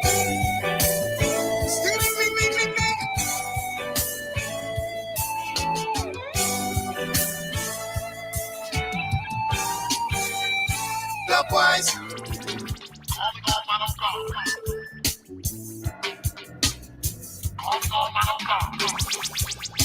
Right now, Holy Spirit, roll line. To the bridge. Hey. I will be wicked from my lips on a place that's burning in my heart. Oh, what a joy, pride, about this thing between a man and his king. I never knew there's a God who make me feel like every day was Saturday morning. So yes, I know His presence is so real, just like the breeze on a Sunday evening. I wish I knew it then, but I know now. Like every day was Saturday morning. I wish I knew then what I know now. Just like the breeze on a Sunday evening. I wish I lift up my hands to start my day, and that's like it was Saturday morning. Yes, I know His presence. All right, that was Junior Tucker Saturday morning, brought to you by HM Paints for people who dream in color. I must tell our listeners that the national trials will be starting this weekend. Thursday. And starting from Thursday. It's going to be an interesting trial. We're going to be talking to Ludlow Watt around about 3:30, just to, set the stage for what is likely to happen at this year's trial. All right, so we move on to Mark Watson. Hi, Mark. All right. The line is open there, Yeah. Hello. Not sure what's happening. All right, let's try another line. Hello. Hello. Yeah, good afternoon. Good afternoon. Yes. Speak up for us. Yes, CC there. Oh, CC. No, it's CC. Yes, CC. Wagwan. Yeah, man. Number one, what I want to talk about. I hear a lot of persons saying Jamaica is up on everything. But like say, a victory is a victory and we feel positive feel. But I want people to remember the St. Kitts and Nevis to play. You see, any other coach, any other team, we would not create this big excitement because we love to talk about Papa never beat nobody but St. Vincent and the Grenadines and them people. But this, me not excited over beating St. Kitts and Nevis. Moreover, I'm probably disappointed to only score more goals. That we had more opportunities in the game. However, not going to just say, I can see there's a positive going through the team now. You understand the message, Zidane? But I don't want people to get carried away. And the back of the St. Kitts and Nevis. Yeah, man. Well, Orville keeps mentioning it before he speaks that listen, it's Trinidad and St. Kitts and they don't offer much. Yeah. Exactly. So we keep that in the back of our minds. Yeah. Exactly. So Yeah, I'm saying, I don't want people to just because the very next game we can end up playing. But I see where Mexico. You see, this is the next thing I want people to understand. Mexico had 77% of the football. Qatar took one shot. You know who was the victor of that game? Who was the big what? Who won that game? Qatar won the game. You sure? The Qatar won. That man have 77% of the ball in the game. No, Qatar won. Mexico played the better ball and lose. That was how football played. Well, the man who have the most possession and win. Because when I listen to some people, that's how them think football play. Yeah, well, usually that's you want to have the ball though, but it doesn't guarantee. You want to have the ball, but yeah. when you come on to tournament football, see that. You see, if a club football we have play over a season, we have play like 30 plus games. No man, if me play Guatemala tomorrow or Guadeloupe, we want to have the lion's share of possession because it means when I have the ball, is a possibility that we can create a chance and score, and they can't. Why you stop at Guadeloupe? If you play France or Brazil, Yeah, man. you want to have the ball. Yes. Whether you'll be able to have the ball is another The thing. thing, yes. What I'm trying to say to you is that Greece in 2004 never had a match. No, man, we know in a CC we agree it doesn't because how you win a game is to put the ball in the back of the opponent. Yeah, what I'm trying to say is that when it comes down to international football and it comes down to your team not being necessarily a giant in international football, when you're facing the bigger teams in the region and the bigger teams worldwide, you have to understand that you're not going to have a lion's share. Well, that is fair. So you have to work on being very compact and disciplined and not make mistakes. And your tactics is not where it comes into question. If you cannot do with the little that you have, you cannot create opportunities. Then that is where I have a problem. I don't have a problem saying, because look at it like this, Zidane. If you're not doing anything with 30% of the ball, why should you get 50% of it? You're not going to do anything more. So are you suggesting that team should not try to have the ball more? Yeah. No, I'm not saying not try to have the ball more. I'm saying that you are not creating any opportunities with the 30% that you're having. So what's the point you're making? Yeah, it's a good question. I'm saying the focus is not to have more possession of the football, but the focus should be what is the best strategy going in. No, man. Every team should want to have the ball as much as you can. Yeah, I don't subscribe. Every team should want. See, having the ball is you defending. If when you have the ball, you can't concede goal if you have the ball, you know. And they say go and score a joke one goal, pass it back to your keeper and miss. Some teams will not. If you know before the hands of the team better than you and are more likely to have the position, then you can create a tactic around that. But if you should ask the coach, which do you prefer? To have more of the ball or less of the ball? Every coach should have more of the ball. Yeah, with no fact. If you create a tactic with that and having where you know that where they have little of the ball or more of the ball, your strategy going into the game is X. It's a different thing, but I think a lot of persons are focusing on more position, rather than more tactical awareness and strategy. And that's where I think it falls down. But ball position is one of them. Next two more points I'm up. The next point is like a stumping or a run out. I think the reason why the bowler is credited with the wicket and the wicket keeper is credited with the dismissal. Because I think people don't understand there's two things I think that dismissal. No man, the stump is the stump going at the analysis of the bowler. Cameron Green take 1 for 70 yesterday. Cameron Green never out nobody. Joke. Huh? Yeah, break up. You said the dismissal goes to the wicket keeper and the wicket goes to the bowler. Yeah, and I'm saying that wicket should not be credited to the bowler, none at all. No, but it has. See, hold the line, sort it out. Because you're breaking up. Sort the line, get in a better position, and we're coming back after the break. We're coming.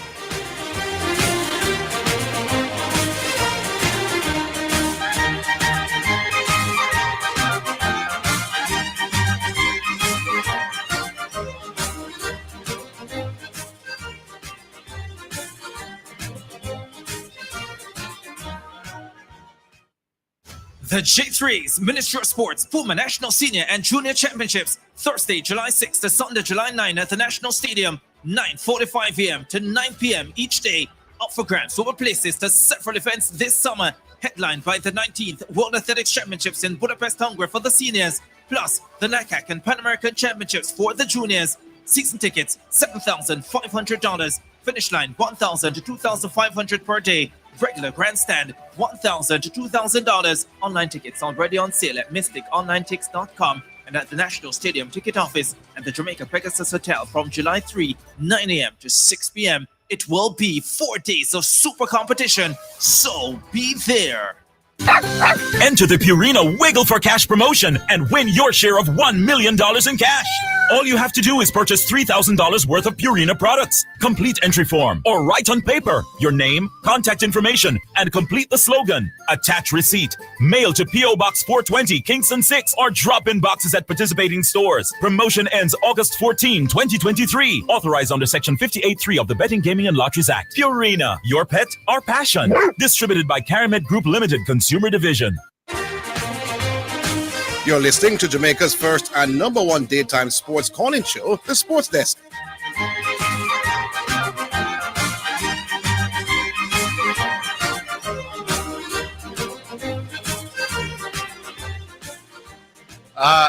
Yes, CC. I hear me now? Mm-hmm. Hello? No, man, we not hear you well at all, my boss. Your phone line bad. The reason why the wicket is because the bowler shot the length to draw the batsman out of his crease. No, man, the bowler never had nothing to do with the batsman coming out of him crease yesterday, man. I mean, if the bowler pitch a shot length, you have to go for the balls. I'm talking about yesterday's decision in particular. Oh, yeah, yesterday's decision is a different decision. Then that me I talk about. Yeah. Other times I can understand why stumping should be credited to the bowler, but not yesterday. Mount Salem, driver, waiting one special, several of them that call. All them calls, you call and you're criticizing or saying that Steve Smith is better. But if you have said Steve Smith is better, bring quotient analysis to the thing. Do not just come and just throw things out there. I think that a lot of them not doing any research, they just come and talk, because guess what? I will come and him say something. But I understand that I will probably have enough research and do and I watch the game them and know what I say. But a lot of them are jumping on the ship and don't know anything. I have a requirement to Salem and his friends. Go and search and see the top 100 bowlers of all time and how much of them Steve Smith face currently and how much of them Brian Lara face and what is the average. Do some research before you come and bash people argument. All right. Your line not great, so we're going to leave it there. So. Big up yourself, CC. All right. Who is this? 5-star? You have 5-star, you have G-star. Yeah, man, you do a 5-star. I'm called a couple of times. Yeah, 5-star. Orville. Yes, sir. What you make Zidane sit down on the radar after they mess up, man? What's that? If you compare 400 to 150, man. Well, I said the 400 was a better innings. Then Orville, look for when cricket start play, man, and pitch a flat until 2023, man. Nobody never make 400 runs, man. Come on, man. Man, because you have 53 more 1 million times already. No, man, it's not about the score, though. About what Zidane. You have to look at the situation of the game and who you're facing, the pitch, how difficult it was to make that 453. Then you don't think man do that already. Look how much man play a match winning innings of 100 or more in a test match. Yeah, but we would have seen batsmen get into position to make 400 and declare because them trying to win the game. Who? A one man missed to do that and Mark Taylor. Nobody do that, man. What happened to Michael Clark? One man missed to do that and Mark Taylor. Michael Clark no say him now go make no Bradman record and declare as well. Michael Clark. You don't remember? Man, you can't compare 400 to 150, man, and you don't say that on radio, man. You know me rate is so say once you make 400. Once you make 400, once you make 300 better than 153 as well. You maybe could have compare 150 to 250 if it's that innings where you know maybe the pitch or the ball and 400, man. Come on, man. But the only thing that I think he was doing better than that, what I give him credit for in that 400 was his level of concentration. And come on, man. And fitness. Okay. Man. But in terms of the difficulty of negotiating the balls, that 400 was a breeze. If 400, if 400 is man every man, don't make every day, man. No, but Brian Lara is an exceptional player. He scores quickly. But we are saying to you, Lara would have faced Lara would have faced more difficult deliveries in that 153 than in 400 in the bars. I tell you, the conditions were much more difficult. Listen, man. You're talking about a top 3 all-time great seamer in Ben, and I talk about the greatest leg spinner in history. Man, when you come out to bowling, man, delivery, the delivery is only good for the batsman. You remember the game with the 153, my boss? Eh? You remember the game? So wait a second. The condition, the level of difficulty no matter. With what? The bowling. Yeah. The bowling out, Mr. Bowling out, the batsman make the delivery, my boss. Bowling, any ball can go down, any ball can bad, man. Who is a better test match batsman, Brian or Steve Smith? No Brian Lara, man. Why? Ask me why, Mr. Brian Lara. Why? Steve Smith need more records to his name. Steve Smith never do nothing where what Steve Smith do, you know. Our batsman do everything. No, man, no. He has a whole lot of records. It's just that you don't recognize him as records. Like the first the batsman with the least innings to score 7,000 runs. The batsman with the least innings to score 8,000 runs. The batsman who have the highest average after 90 at test. The batsman with the best conversion rate of those alive now from 50 to 100. All of them their record. You know? I don't think I just the highest individual score name record. That's a man set you say. Who them their record too, you know. Zidane. It's a Chris Gale. Why me rate Chris Gale? You know why me rate Chris Gale? Why? Because Chris Gale have some individual records. So you rate Chris Gale as a better test match batsman than Steve Smith? Chris Gale, I'm my batsman. You know, I ask you if you're batsman or not. No, I be me rate. You think he's better than Steve Smith as well? Yeah, Chris Gale, man, I'm my best batsman ever seen, man. I could talk something else except Chris Gale is the best batsman you've ever seen. I ever seen. I could talk. So what you say? What do you think about the football? You say? Huh? Hello? Yeah, I drive me the job, man. You call it kind of the job. So I say we really shouldn't be talking no more cricket with you after that. So I say, what do you think about the football last night? What do you think? How we look last night? We can go final now the Gold Cup thing, yeah? Well, on paper, we have the best team on paper. Okay. So we're supposed to win the Gold Cup. Yeah? I mean, Mexico, Mexico the rebuild, America the rebuild is a third string American team. We think this can carry. So that's our best chance we have to win that tournament. You sound better with the football. You sound much better with the football, Victor. This is the best chance you have to win that tournament. Yes. Costa Rica. We still afraid of Panama. Still, Panama is a Panama looked good. Panama is a ticklish team. It always give a problem. But on paper, we have the best team put on paper in that tournament. So definitely one of the better teams. I'll give him supposed to can win that tournament. I never really rate him when he just come in because he's a player and he must say him not play for win. I mean, I don't believe a coach that say that. Whether you go in the game with intention to look at players. Did he say he wasn't playing to win? Yeah, man. Me for interview, man. Him say winning not. Him say winning is not is man, start man. You know what I mean? Yeah, man. But as a coach, you can't say that. You can't hire me. Well, sometimes you get games and go into games, and the main thing for the game is not to win the game because there's no 3 points on offer. You want to. Yes, and as a new coach, no man. When you hire a coach, no, listen, man. Listen, man. If you hire a coach and you bring him into a tournament, I would lose all long, mad man. Listen, a 5-star. When you hire a coach and his first games are in a tournament games, then you want immediate results. Now, when you're bringing a coach to build for the long term to qualify for the World Cup, his first set of practice games is to look at people and develop a chemistry and a camaraderie and a way how to play. So you're not going to knock him as hard, my boss. I think that's the point. Not wrong with that, I mean, I agree with what they say about that. Remember, say winning a week, remember, so we always lose. So you can't. I'm saying you can look at some things that be critical, but you can't knock him too hard for the friendly results.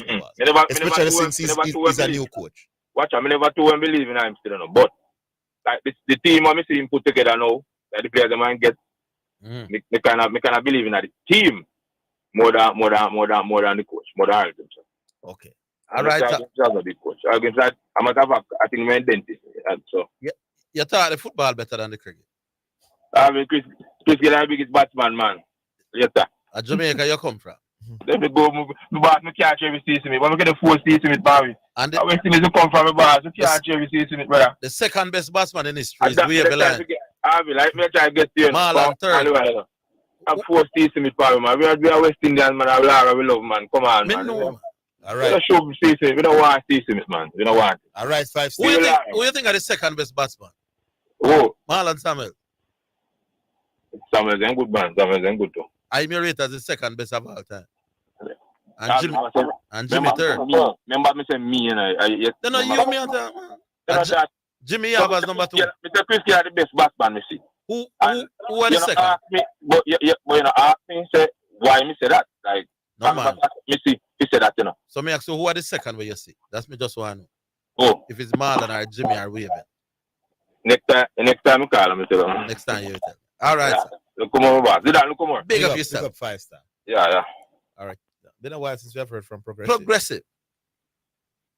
Yes, Orville. Yeah, man. What's up? Long time. Has been a while, yeah. Oh, yes. But look to win the argument right now.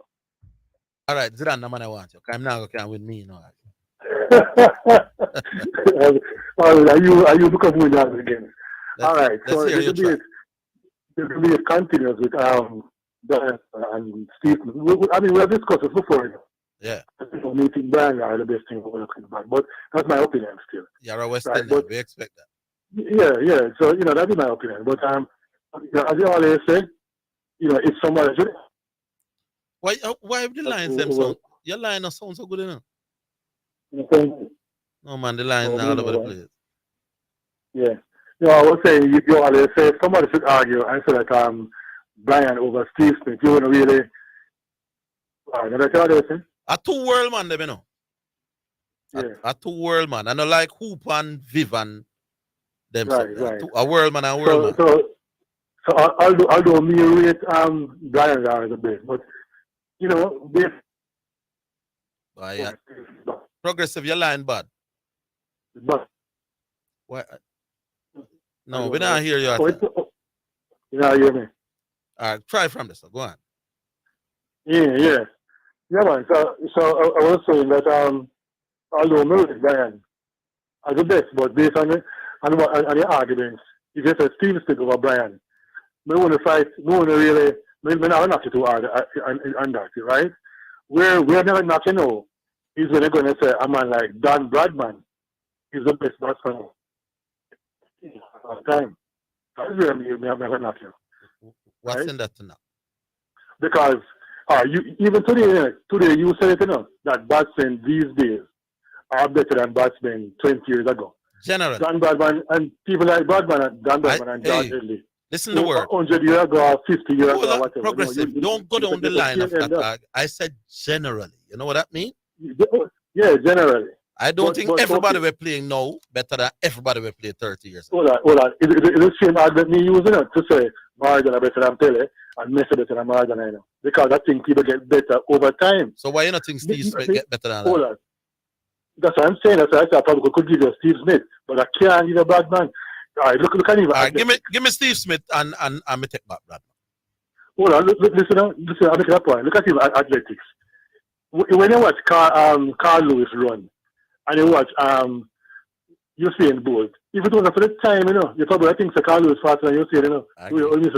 I agree. When you watch Michael Johnson as against Wade Van Niekerk, you think Michael Johnson faster than Van Niekerk, it was for the time, right? But you say the man get better because you have better training facilities, you have more, you have a whole lot of things that can make people these days better training, better scientific whatever them use in them training, everything nowadays is better grounds, people batting on better grounds now, when I play football and better pitches. So everything can go into, like you said, nowadays, a man nowadays will be better than a man 20 years ago or 30 because people improve over time. I think LeBron better than Michael Jordan for the same reason. All right, so you have Smith over Lara as well. I could give you that. No, I know why you give me. I know what you think. Hold on. In my opinion, Bradman or Headley can't bat nothing like the top 30 batsmen of our time now. The top 30. They can't even make the top of our time right now for the past 20 years.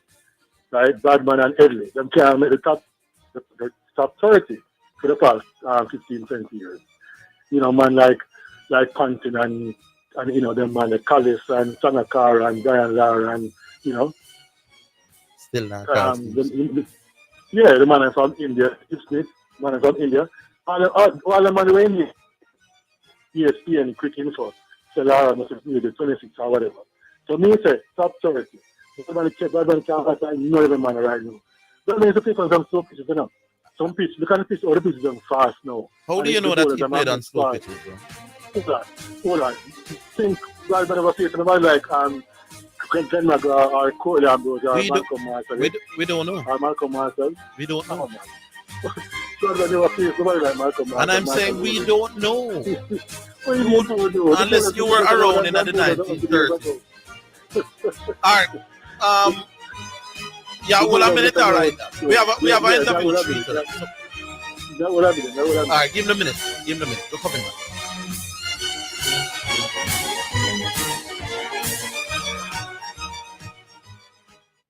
AnyBet now offers a third easy, secure, and convenient top-up option for your betting account. Top up wherever, whenever, using your Visa, debit, credit, or MasterCard free of charge to continue gaming. That's right, free of charge. Other top-up options include store deposit and bank transfer. Visit our website for more details. Anybet reminds you to bet responsibly.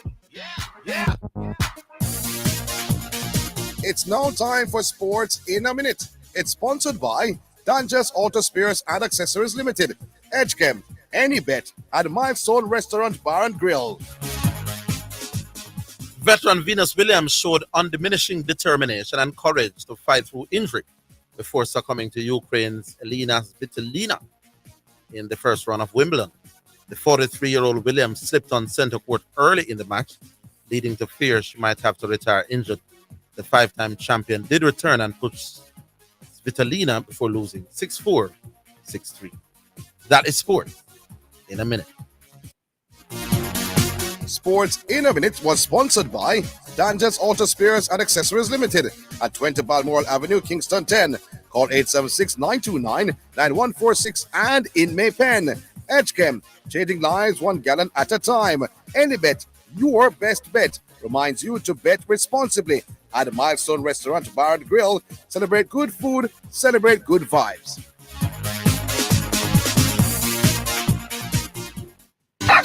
Enter the Purina Wiggle for Cash promotion and win your share of $1 million in cash. All you have to do is purchase $3,000 worth of Purina products. Complete entry form or write on paper your name, contact information, and complete the slogan. Attach receipt. Mail to P.O. Box 420, Kingston 6, or drop in boxes at participating stores. Promotion ends August 14, 2023. Authorized under Section 58.3 of the Betting, Gaming, and Lotteries Act. Purina, your pet, our passion. Distributed by Caramed Group Limited Consumer Division. You're listening to Jamaica's first and number one daytime sports calling show, The Sports Desk.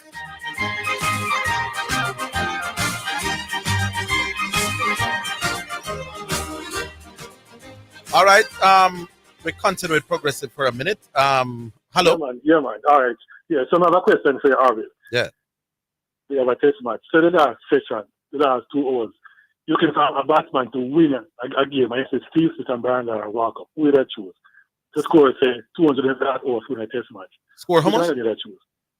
Like if we need 200 in the last hour to win a test match. 200 in the last hour? Or 150, whatever in the last hour. You know, in the last hour of the game. The game draft. The last session, right. Steve Smith now. Steve Smith and Brian Lara. How many balls are going? The last session. Steve Smith. No one Steve Smith. 2 hours. Steve Smith. No one Steve to win the test match. Yeah. First make a just to run. Steve Smith scored faster than Brian when he really wants to, you know.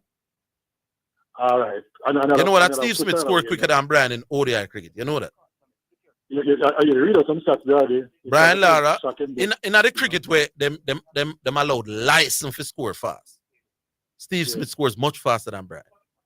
But I don't know that. I don't believe that. I'm not telling you that.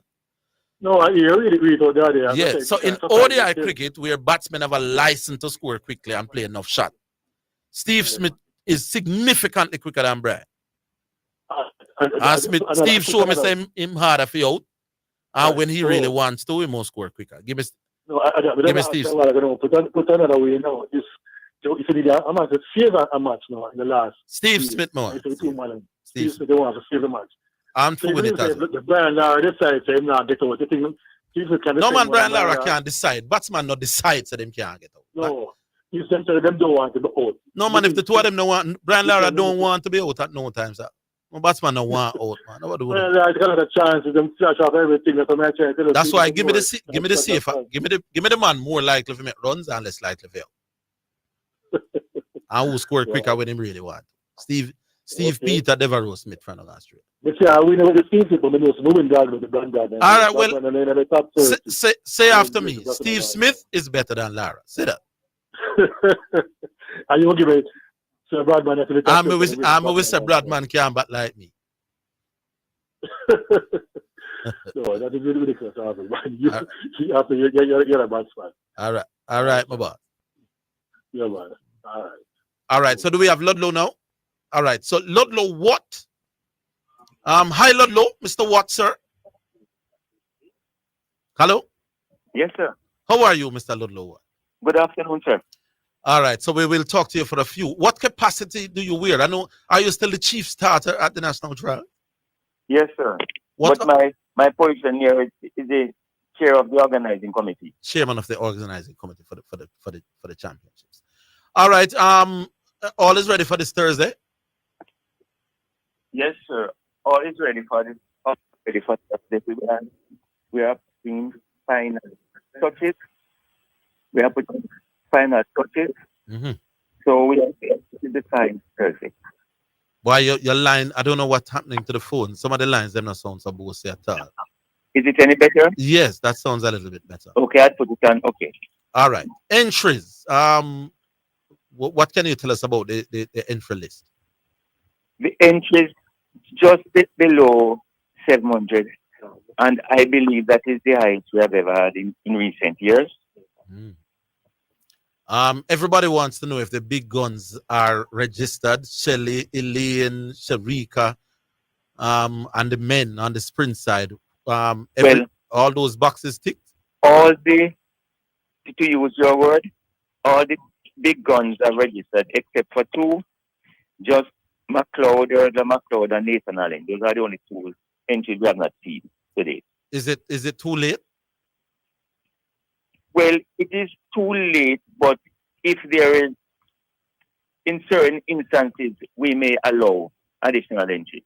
In certain circumstances, we may allow. When is the cutoff point for entries? The cutoff point was the 23rd, but a few entries came in up to the 30th of June.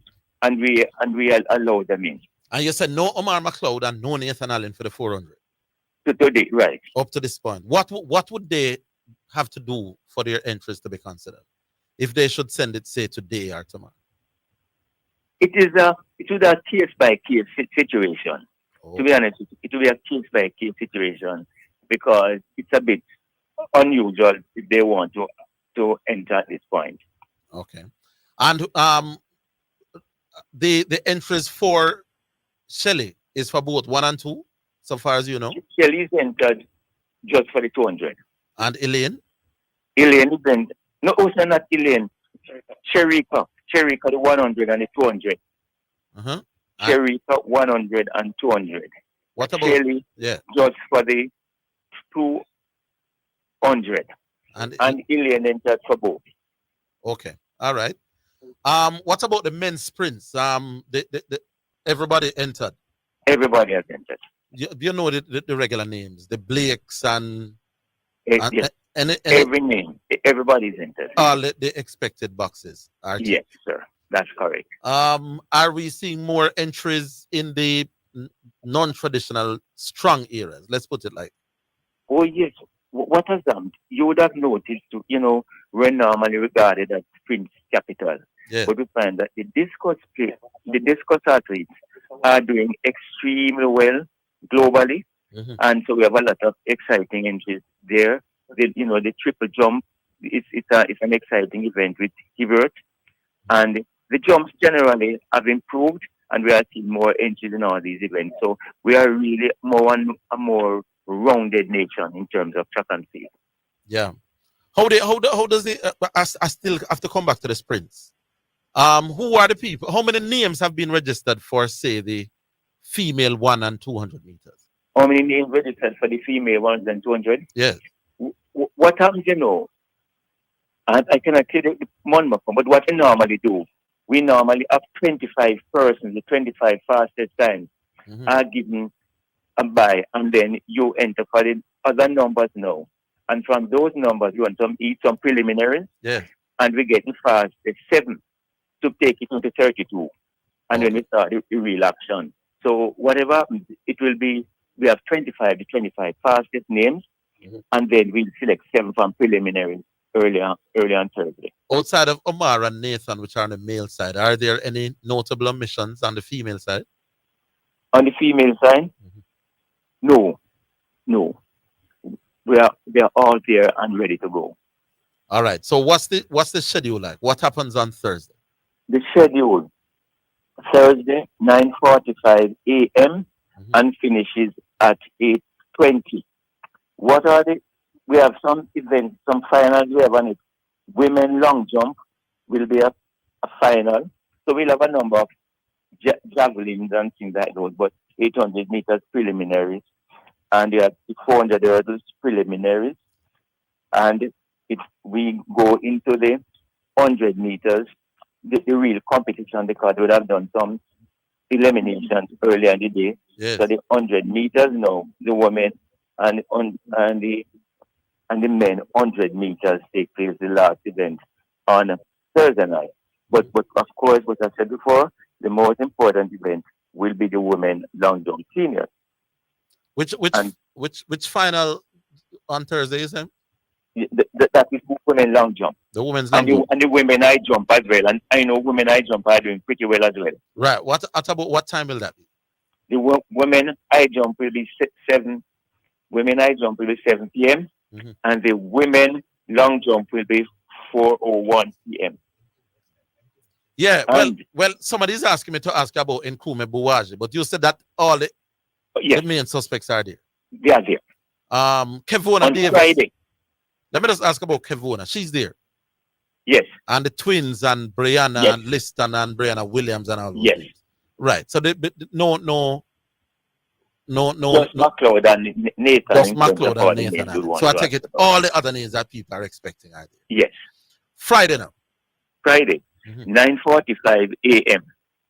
And we finish as a matter of fact, and we finish at 9 o'clock.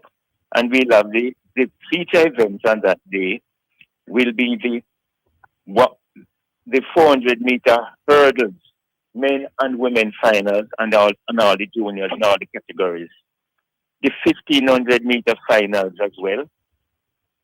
The 400 meter hurdles finals, and then the 100 meters semi-finals and finals for the men and women. All categories. Juniors are under 18, boys are under 18. And this is Friday at what point? Starting at what point? These finals. And okay, the 400 meter hurdles will start, or the finals will start at 7:13. So the opening ceremony at 6:50, and then after that the 400 meter hurdles will be run, and then the finals of the 100 meters will start at 8:15 with the under 18 ladies, and we finish at 8:53 with the senior men 100 meters. And we also have in between the 1500 starting at 5:40 p.m.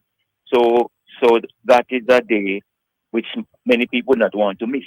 Yeah, man. Friday sounds like it's gonna be hot. And on Saturday? Saturday we start at 9:45 again. We do some discuss and then discuss on triple jump, and then in the afternoon we 4:12 women senior triple jump, and then at 4:12 men senior discus. So the women's Seneca Ricketts, women triple jump at 4:12, men discus at 4:17, and then you'll have the girls high jump, and then the women senior shot put at 4:32, and then we have the long jump men again at 5:45, and then we have the semifinals of the 200 meters at 6:20, both men and women, and we have the preliminaries of the 100 meter hurdles ladies and the 110 meter hurdles men. Okay. And then you'll have some preliminaries and the 400. So some semis in the 400 again. And then come Sunday, we start at 9:15 with the 100 meter hurdles preliminaries. And we have a break, we have a long break. And when we start back at 4 o'clock, we have the 800 meters finals, all categories. Then we have the 400 meters at 5:09. The 400 meters races start, the juniors at 5:09. And we have the men the senior men completing at 5:37, and it's the women 5:37 and the men 5:45. That's when we have the 400. Then at 6:07 we get into the hurdles, the sprint hurdles. Yeah. Starting at 6:07, the under 19 girls, and it finishes at 6:34. The 110 hurdle men. Of course, that would be just before the women 100-meter hurdle at 6:12. And then it comes to the 200 meters. And the 200 meters, you have all the categories finals. And the women 200 meters will start at 7:38, and the men 200 meters 7:45. This is really good value for money. Yes. Because if you look at the ticket prices, 7,500 for season. Mhm. And if you have daily finish line tickets, 1,000 on Thursday, 3,000 on Fridays, 2,000 on Saturdays, 2,500 on Sundays. And there is a regular, less expensive section for grandstands. And you know the ticket offices. Tickets open for Tuesday, 9 a.m. at Pegasus and the stadium ticket office. And it goes from 9 a.m. to 6 p.m. But of course, on Pegasus, we stop at 6 o'clock on Saturday. And at the stadium, though, during competition on Thursday, we go up to 7 o'clock each night. How are the ticket sales going? Are there tickets still available? Well, what you were giving me were the grandstand prices. What about the bleachers? Well, the prices? For the bleachers? The bleachers, oh yes. Friday's only $500. Okay. And that's the day when people like to come out when they have the 100 meters finals. All right. And Saturday and Sunday for the bleachers? No, we don't do bleachers Saturday and Sunday, just Fridays alone. Okay. All right. Thank you, Mr. Watt, sir. You're welcome, sir. Chairman of the So organizing committee. I want you to promote the event. So if we have a lot of spectators, yeah, we can know Omega class has made a significant contribution, and you would love to have that tag. Indeed. All right. And we certainly will be there to capture all the events for people who can't be there. Okay, thank you, sir. Big up, Mr. Watt. All right. We'll take a break. We're coming back with our final section.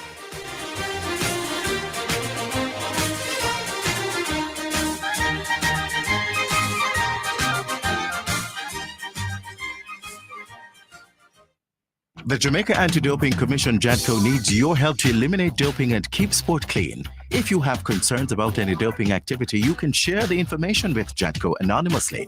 The information you share will be treated with the highest level of confidentiality. Make the right call if you see something, say something. Protect clean sport. Protect our legacy. To report doping activity, call 888-429-5232. Or visit the JADCO website at jadco.gov.jn. A message from the Jamaica Anti-Doping Commission.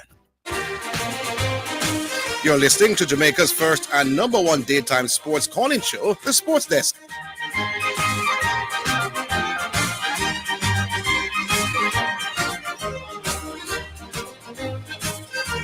All right, welcome back. We have 3 calls to run through. All 3 of you will get on. So we start with the first one. Old timer. Hello? Old timer. Yes, man. How you do? Well, we're there, old timer. Good. Listen now. They say that if something don't break, don't try to fix it.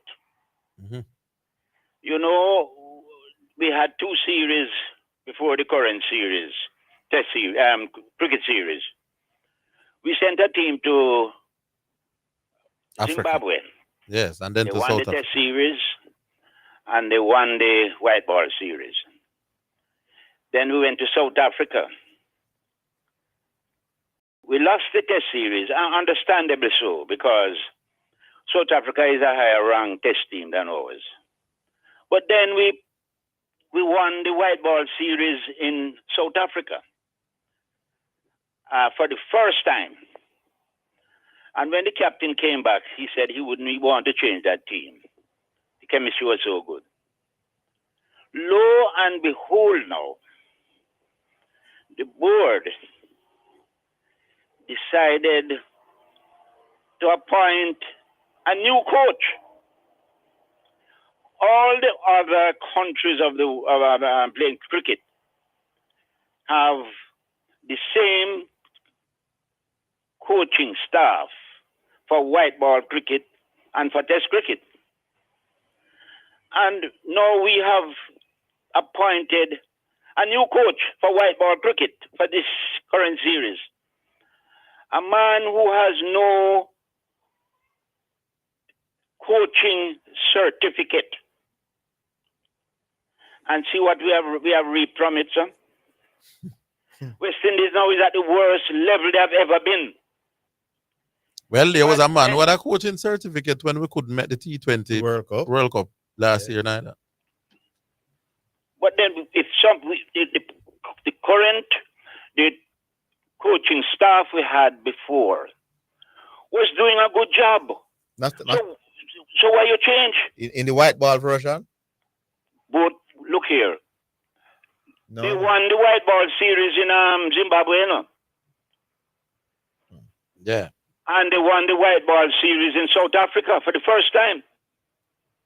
Well, you have to whenever a new coach comes in, you can't give him the first set of games to judge him. So listen, there was no need to have any change. So you're blaming the coaching for the poor display against the Netherlands team? No, I'm saying that we should know how to change what we had. We had something that was working. So why we change it? It was working. It was working. How you think we end up? How you think we ended up after qualify for the World Cup? Well, it's because of our poor form over a period, over a long period, where we ended up in the situation where we had to qualify for the World Cup. Yes. So you can't blame this current coaching staff for us being in our qualification. Who was coaching in South Africa? Was it Cooley? Cooley was the interim. Cooley and his team. You're saying that he's talking about Cooley? Yeah. You're saying that Cooley, they should have allowed Cooley to continue for this tournament. Yes. And if we didn't make it, then Samuel would take it up after. Oh, that's the point he's making. Yeah. Well, it's not a bad point. It's a fair point. A good point. I thought he was talking about Phil Simmons. No, man. If you're talking about Cooley, I somewhat agree. And they did very well down in both series. No, it's a decent point. Yeah, I get the point. Huh? Yeah, it's a decent point to make. They gave Cooley the interim job. We beat Zimbabwe. Did we win the series or the series tie one? The series tie against South Africa. In Zimbabwe? Against South Africa. No, man, in South Africa. I think the first game ran out. We beat South Africa in the white ball series for the first time. Oh, yes. And how the series did done? They beat us in the test series. We have to leave it there the whole time. I want to squeeze the two more. But if the argument that they should have persisted, it's a good point. It's a fair point. I can live with it. I want to come with this Lara thing with you and have some figures to give you. But anyway, next time, you see? Come with it tomorrow. All right, good. Yeah. All right. Correction. Yeah. Good afternoon, correction. Hello. Correction. Hello? Yeah. Yeah, man. My time now? Yeah, man. All right, man. All right. Quick and fast, because time is short. Yeah. Come on, Jerry. Yes. If we win the Gold Cup, you're in a boss. Yeah, I agree. You can. When I see Canada integrate them bring in some youngsters. It's like a wholesale change like the USA team. They still have some of their regulars, but they have a few youngsters on the team also. Yeah. But this Canada team, brother, I don't know if it's a few starters or a few regular players that I hope make it look so, but them ordinary, brother. Ordinary. Them couldn't beat Guatemala. Them couldn't beat Guadeloupe. Guatemala look good and Guadeloupe look tough, It's not as if them have... Yeah, but them couldn't. But no, sir. Me watch all of them teams. I watch Mexico. I watch Canada because I saw them as the two main threat. And the games that right now, the team that I think would probably pose more threat to us is Panama. Based on group stages thus far. Yes, based on what I've seen thus far. But the rest of the team, them ordinary boss. Mexico ordinary boss. Okay. Mexico, right now, Jamaica supposed to win this thing. The Mexican might be saying that. Mexican might be saying that. Look at Jamaica's midfield with Latibo here. That's looking. I'm seeing where the series ended 1-1 in South Africa. Mm-hmm. Right. So I am saying that I think the coach have a great opportunity here to create history. and that would go down good for him in terms of his resume. Yeah. All right. All right. One more thing. Regarding the changes, you heard his explanation for the changes. You agree with them? I didn't have any problem with the changes. Most of them, well, because he was saying that Lua was out by cards. You would have to say Amari Bell never did fit and him come back. Right. With the right back name, the Levy Keisa brethren me think him at the real right back rather than Javian Brown. And him want to see what the other man look like. He Plus said the that keeper. basically securing playing against St. Kitts was really basically to look at some other little players, you know. Yeah, man. So right, so far so good. So far so good. Leave it there. Yeah, now. man. Cool. You squeeze one more. Yeah, man. German. Yes, man. Good afternoon. You have 2 minutes, German. I'm here on the anchor, like Orville. Yes. I listened to this program for over 10 years. Uh-huh. And what's his name? Economist would have come every day and say some things to you, and we just re-emphasize. So the words that comes from your mouth is very, very valuable. Find a way to teach the people. That being said, I am saying you have to continue to emphasize every day the difference between better and greater. Sometimes the people mix it up, and sometimes you get drawn into it too, and I try and mix it up.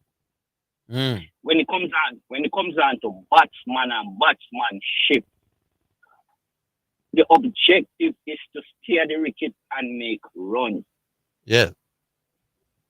Lara cannot better than Steve Smith. Agreed. Never. So you have to emphasize that every time. And you think that will make a difference to these people? Yes, man. Rivet it in them head, man. They will get it. Big man. Them not gonna agree, man. The West Indian public, you know. No. That's our teacher. It no matter whether or not them agree, man, continue to say the right thing. They can't disagree till they're dead. Don't stop saying the right thing. All right, sir. Right. Greatness is that you can't turn up and you can't jump up in the air and lick a ball over the boundary with no foot or whatever. That's a greatness. That being said, the 400 Zidane and the 150, the 400 is a better innings, but the 150 is a greater innings. 153. We have to, 153. We have to emphasize that and don't mix up great and good. Yeah, which one greater, which one better. Yeah, the 400 better. You steer the wicket longer and you make more runs. And the circumstances where German, I agree with him about. German, call early, Call early tomorrow. I make distinction between why greater and not better. Make that distinction. All right. Yeah, man, cool. All right, cool. All right. Big up people. It was a good show. Thanks to all that took the time to listen to us and called us as well. Big up Oscar Hart, the technical operator today, and Craig Manning was in the hot chair as well. Sean, the producer, join us tomorrow. Same place, same time, all over again. Until then, have yourselves a great show.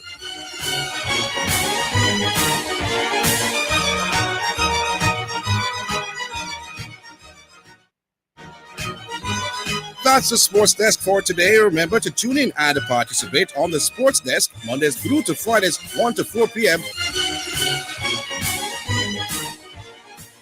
Health Alert is sponsored by the National Health Fund.